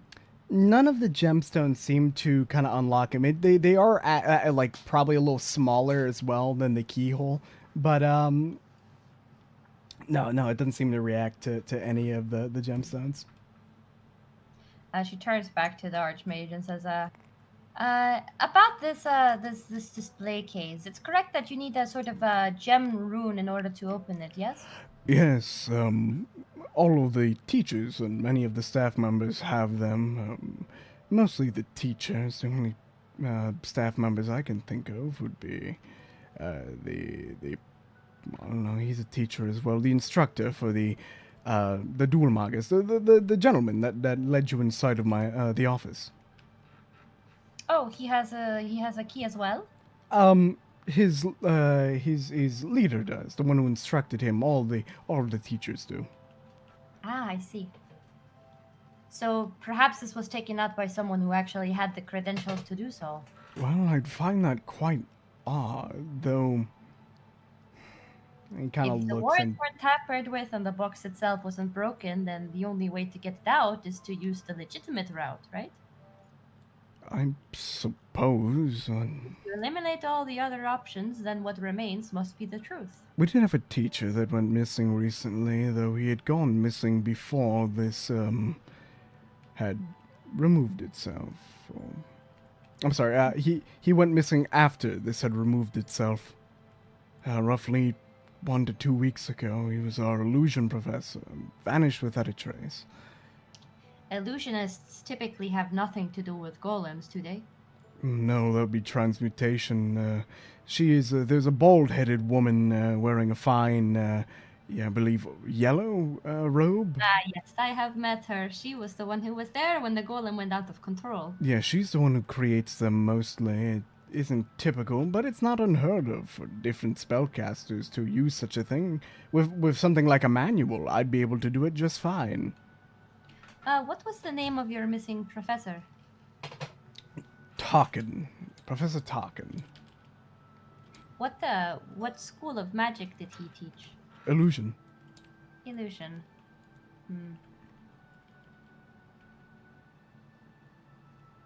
And perhaps there was no magic used on this case either? I mean, it may be hard to see with all the wards on top. Whoever had done this clearly had done it right. We had scryed and investigated, but this area was, the wards were intact. It didn't seem like any magic was used to open it or to manually unlock it. You could be right that it could have been a staff member, but I'd be very surprised if Tarkin was to take such a thing. He was very well level-headed and always kept his head down. Well, I'll definitely keep an eye out. I'll see if I can find anything about this missing professor of yours. And if I think the only way for me to really investigate this is hope I bump into some crazy golems. Yes, I do hope you find something, and again, thank you for your help. Of course. I just hope I can be of any help in the end. I'll be sure to send you that sample as soon as I get back. Yes. In that case, I believe I will take a little look around and then I will head back. Of course. And he's going to tap his staff on the ground, and you see him, like the bricks under him vanish and then reappear. Oh, he's gone. Well, Nezha is now unescorted by this half-elf dude. She's gonna look around. Alright, this area is magnificent. You see flying papers, a lot of spectral animals, like little see-through and blue, clearly familiars, a couple of small little dragons. I mean, Adon kind of tucks himself away seeing these big scary lizard creatures, and a lot of students. This here's a study room with a big illusion of somebody doing a shush. There is a door on the other side that leads to another area. She heads over there. She doesn't disturb the studying students. You can hear some brawling up ahead as you hear, yeah, all right, yeah, kill him! And this professor lazily eating a hot dog up top, and you could get up through there's a little staircase up here. You wouldn't be able to get through the little gate here, but you could see that there is some sort of like battle going on at the bottom of these two monstrous looking creatures. A couple of these wizards have these shields around them, and this guy is just sitting back watching the show. Oh my god, I love this class! Who's winning? It would look like the tentacled creature is winning. It's starting to surround and strangulate this elemental creature. Freaking conjurers. Oh man, I love this class. That just shakes her head in slight fear and shuffles her way around to the other side. By the way, in campaign chat, that's kind of what the professor looks like. Here's a better image.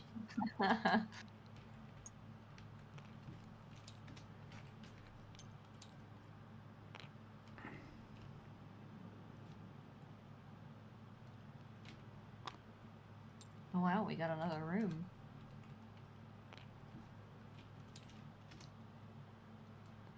You would see there is a door that appears to be locked, and above it are these runes that shape out the words Chamber of Illusion. Since they're kind of barred, I'll just show you what's on the inside, but you wouldn't be able to get inside without either squeezing through the bars, which wouldn't be too hard, they're not too big, or teleporting inside. Yeah, but there's an arcane eye in there. I don't want to mess with these people's stuff. There's a covered box over here. Is that intentional? That's for me. Okay, so there's no hidden secrets to be found there? Oh, maybe there's some in this room, but I gotta read the box. Don't touch the box, it's for me. Okay. Let me move. I can see your hands, you little monster. Try it. I moved everything to DM notes. Now they're nice and secret. What's in the box, Sylvester? Well, they're just gonna head back over to the other side of the school. Back over here. But that area was clearly where the headmaster used to teach. Well, it looks cool. So the guy who's missing.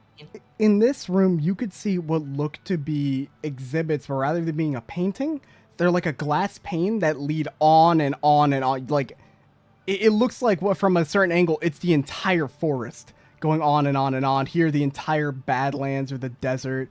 Like here, very elemental landscape. It doesn't look like they're little display. They look like they're windows that lead into these different realms.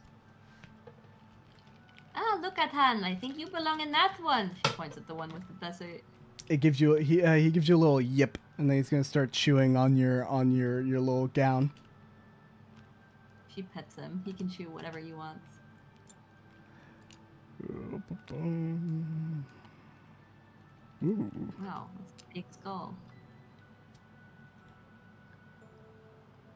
Well, I think Nezha has wasted enough of people's time here for now. She's gonna check out one other room and then head back towards Jakal. All right, today, class, we're gonna be teaching you about alchemy. Oh, look, we have a guest. Are you here to learn about alchemy? Is it free to learn about alchemy? I don't care. You come on, sit on down. I'll teach you about alchemy. All right. So here's what you gotta do. If you find one of these cool-looking berries, you put it with this nice little thing here, and she pulls out a little like weird sauce. You squeeze it, you mix 3 times, and she pulls out a carrot. It makes a carrot. How does that work? Oh, it's fucking alchemy. I don't know how it works. You put shit together, it makes shit come out. Nezha puts her hand up. Yes? I don't want to derail your class, but if I have a potion, would you be able to figure out how it was made or what it does? Yeah. Perhaps it could be a fun exercise for your class? Yeah, let me take a look here. She hands over the love potion. Alright, Alright, darling, so you see the big heart on the front of the label? Well, yes, I know You it's a see love how potion, it's pink? How does it work, and what's it made of? Well, let's take a look here. And she opens up a little textbook and does a couple of tests with some vials, and you can see this little cloudy heart appear above one of the little kits after she's done mixing. And she's been giving this lecture to the class. It's all mumbo jumbo. You can't quite understand, you know. It's like somebody talking about calculus, you know. Anyway, you put that inside of the grell, and look, then you get magic. And then she pulls up the little cloud with the heart pulling up. Now this here, from what's been told, oh, this is the good stuff right here. So with this potion, which it's actually illegal in several kingdoms, but was recently legalized due to no, it was made illegal. And none of my business. Anyway, anybody who drinks this, first person they see, they fall madly in love with. Here you go. And she hands you back the potion. Oh, keep that outside of the gods, honey. They ain't gonna like that. She nods and stuffs it away. She looks a little more in the class before. You want a job? Do I want a what? A jab.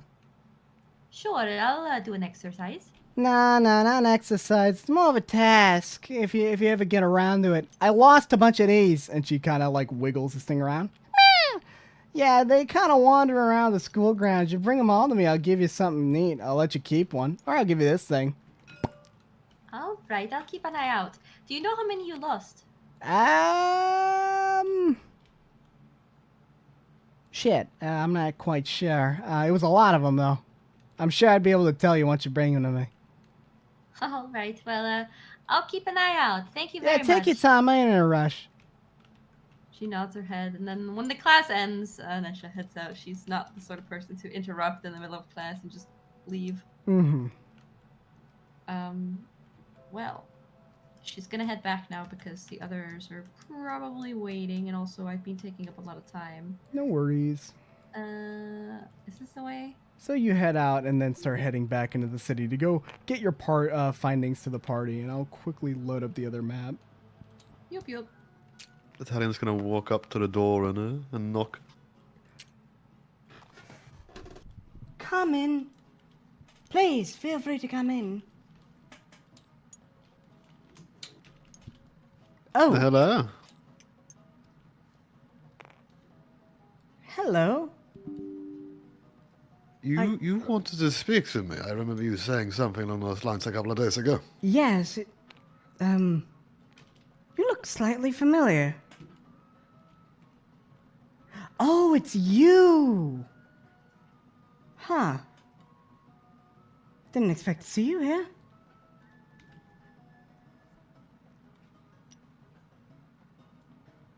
You know Jack, yeah?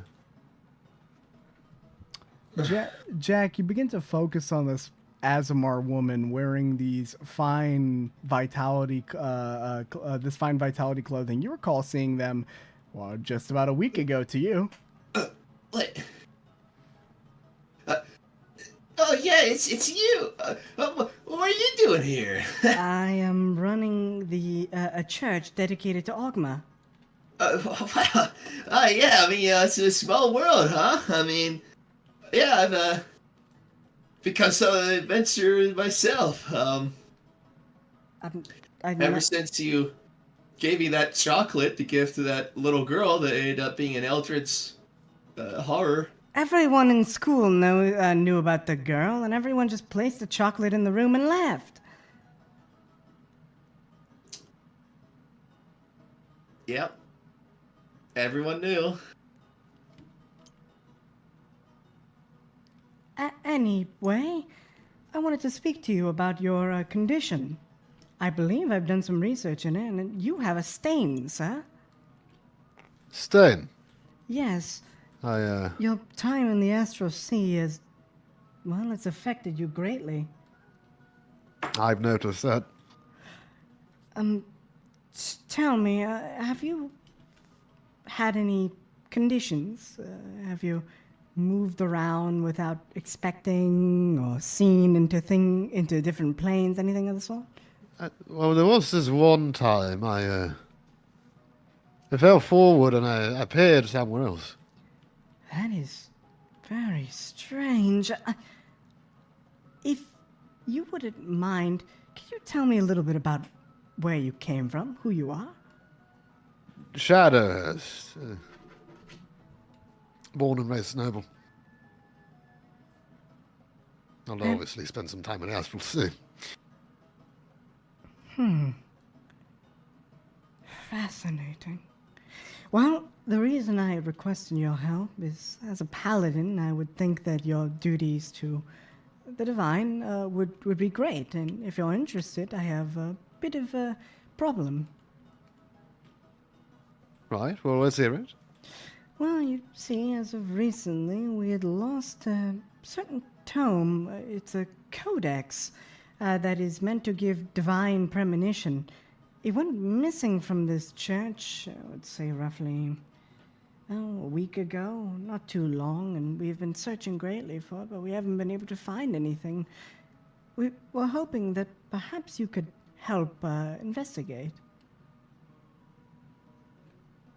Oh, I wouldn't be against it. It wouldn't be the only thing. During the break-in, they also had taken a very valuable artifact for the clerisy. It's called the Eye of Ogma, a mummified eye of an owl. It's very, very useful to us, and well, if you can find that, that would be greatly appreciated. We could tell you anything about the area, and you're free to enter the catacombs and question anyone you need. Well,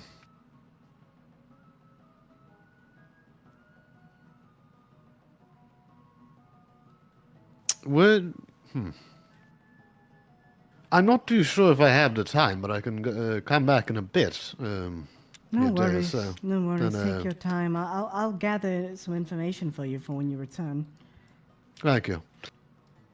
Well. Farewell. So me and Jack. To you, Mr. Jack. I hope you best wishes. Okie dokie. Tata. Yep. That's what I do. Should we go find Ark and the others then? Yeah, man. I'm sure everything's going on great over there. I want to try tea. Sure, you know, I could use some relaxing, calming beverage. Could really just calm the fuck down. Whoa. All right, let me get the music. Oh. Jelly, you need to figure out what you're gonna do. If you're gonna explain this to Jack or not. I say that I drank alcohol, and then I got hungry, and then the gnome looked like food, and then I ate him, but then he didn't taste good, so I spat him out. Okay. You know what? If that's how you want to explain that, that is Well, that's your choice. Didn't Jack leave the gnome with Jelly in the first place? So isn't it his fault? I mean, yeah, I don't know why he left the gnome with... He left the equivalent of a child with another child, so... I don't know, but... Ooh, this place is nice, huh? Oh, this is a well-tended garden. Yeah, you like this, Plum Dog? Yes. You know, I love flowers, Plum Dog. I absolutely adore them. Well, me too. Ah. I guess this way? I don't really know. So you walk in and you see a very old-looking wood elf. He has some long hair. He has a Fu Manchu. He's just chilling, you know, like crisscross, just sitting at the not crisscross, just on his knees, just eating some sort of little bowl of rice.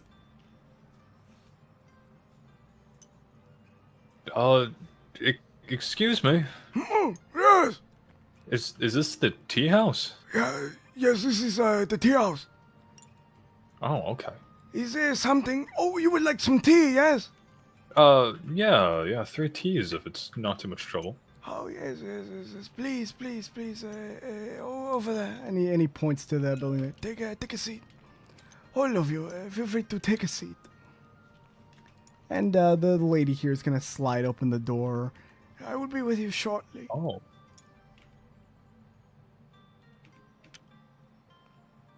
Wow, this is fancy. This is really nice. But why don't they have tables or chairs?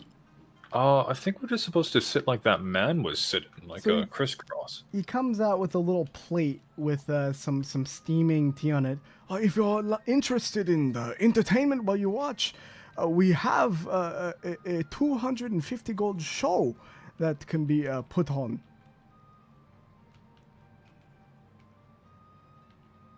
250? What kind of show? Okay. Oh.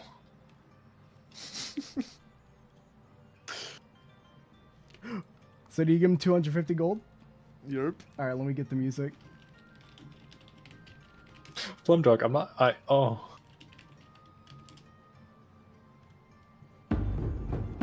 All right, perfect. So, you see him give you a bit of a bow, and he's gonna close this little door here, and you begin to see a lady come into this room and slide this door open, and he puts the tea onto each of the onto the little plates on the ground, and I think the music here is playing. There we go.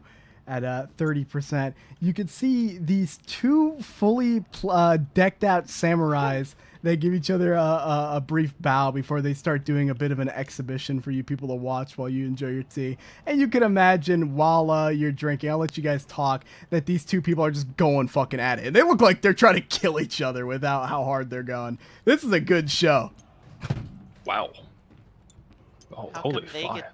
How come they get to play with their swords? Cause they're what we like to call professionals, Jelly. I mean, that sword work is beautiful. They know exactly what they're doing.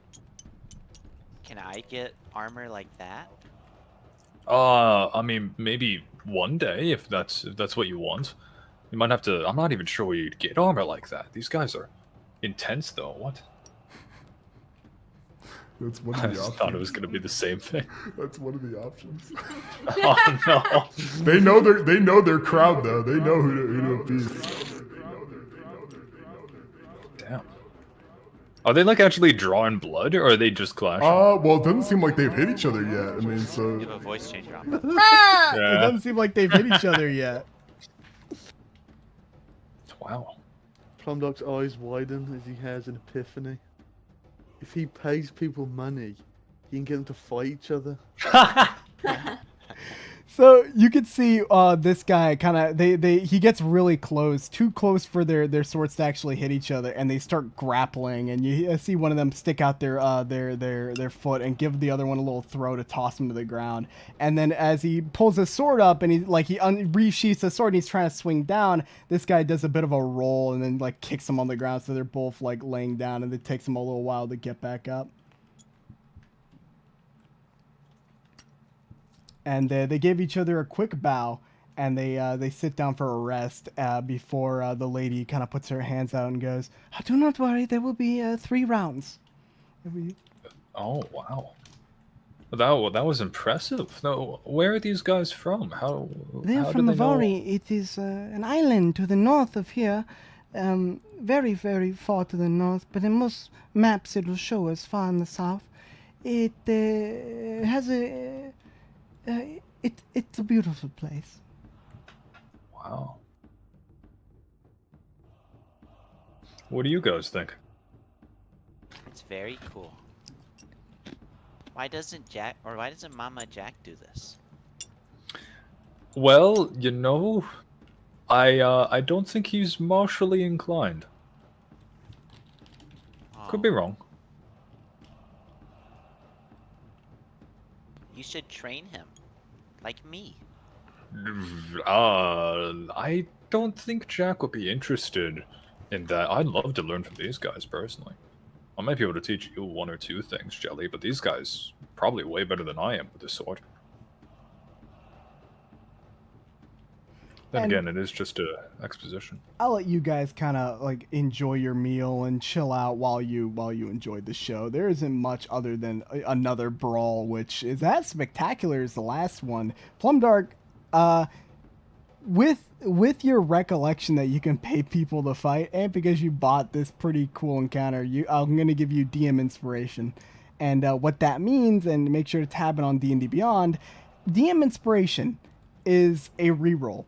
Doesn't matter for what, doesn't matter for who. It is your reroll to do and give as you please. If you want somebody else to reroll something, you can use up your DM inspiration. If you want to reroll something, you can use DM inspiration. If you want to reroll damage, do whatever, you have DM inspiration, and it can be used up and at your discretion.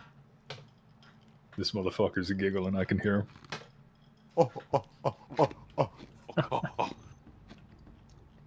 And that'll be the show. Plumdark homeless fight ring. It's coming. So Plumdark, king of the hobos. I figure this. We're kind of at a decent point where if you guys kind of want to leave or go, I mean, you're in an interesting area, and I want you to explore it a little more. So when we come back on next Sunday, we can talk a little more about Avari and about the interesting customs of these people. As for Jack, Nezha, and Talion, well, we'll pick up with them when we get back as well. I mean, there's still a lot to explore, and when the city turns from day to night, who knows? You know, we could have some special encounters, huh? That could be fun. All right. Well, anyway, that was today's session. Catch us next time when I guess we give a rotisserie chicken to a cockroach and get out of Little Avari. Bye. Everybody say bye. Bye-bye. Bye. Bye. Bye.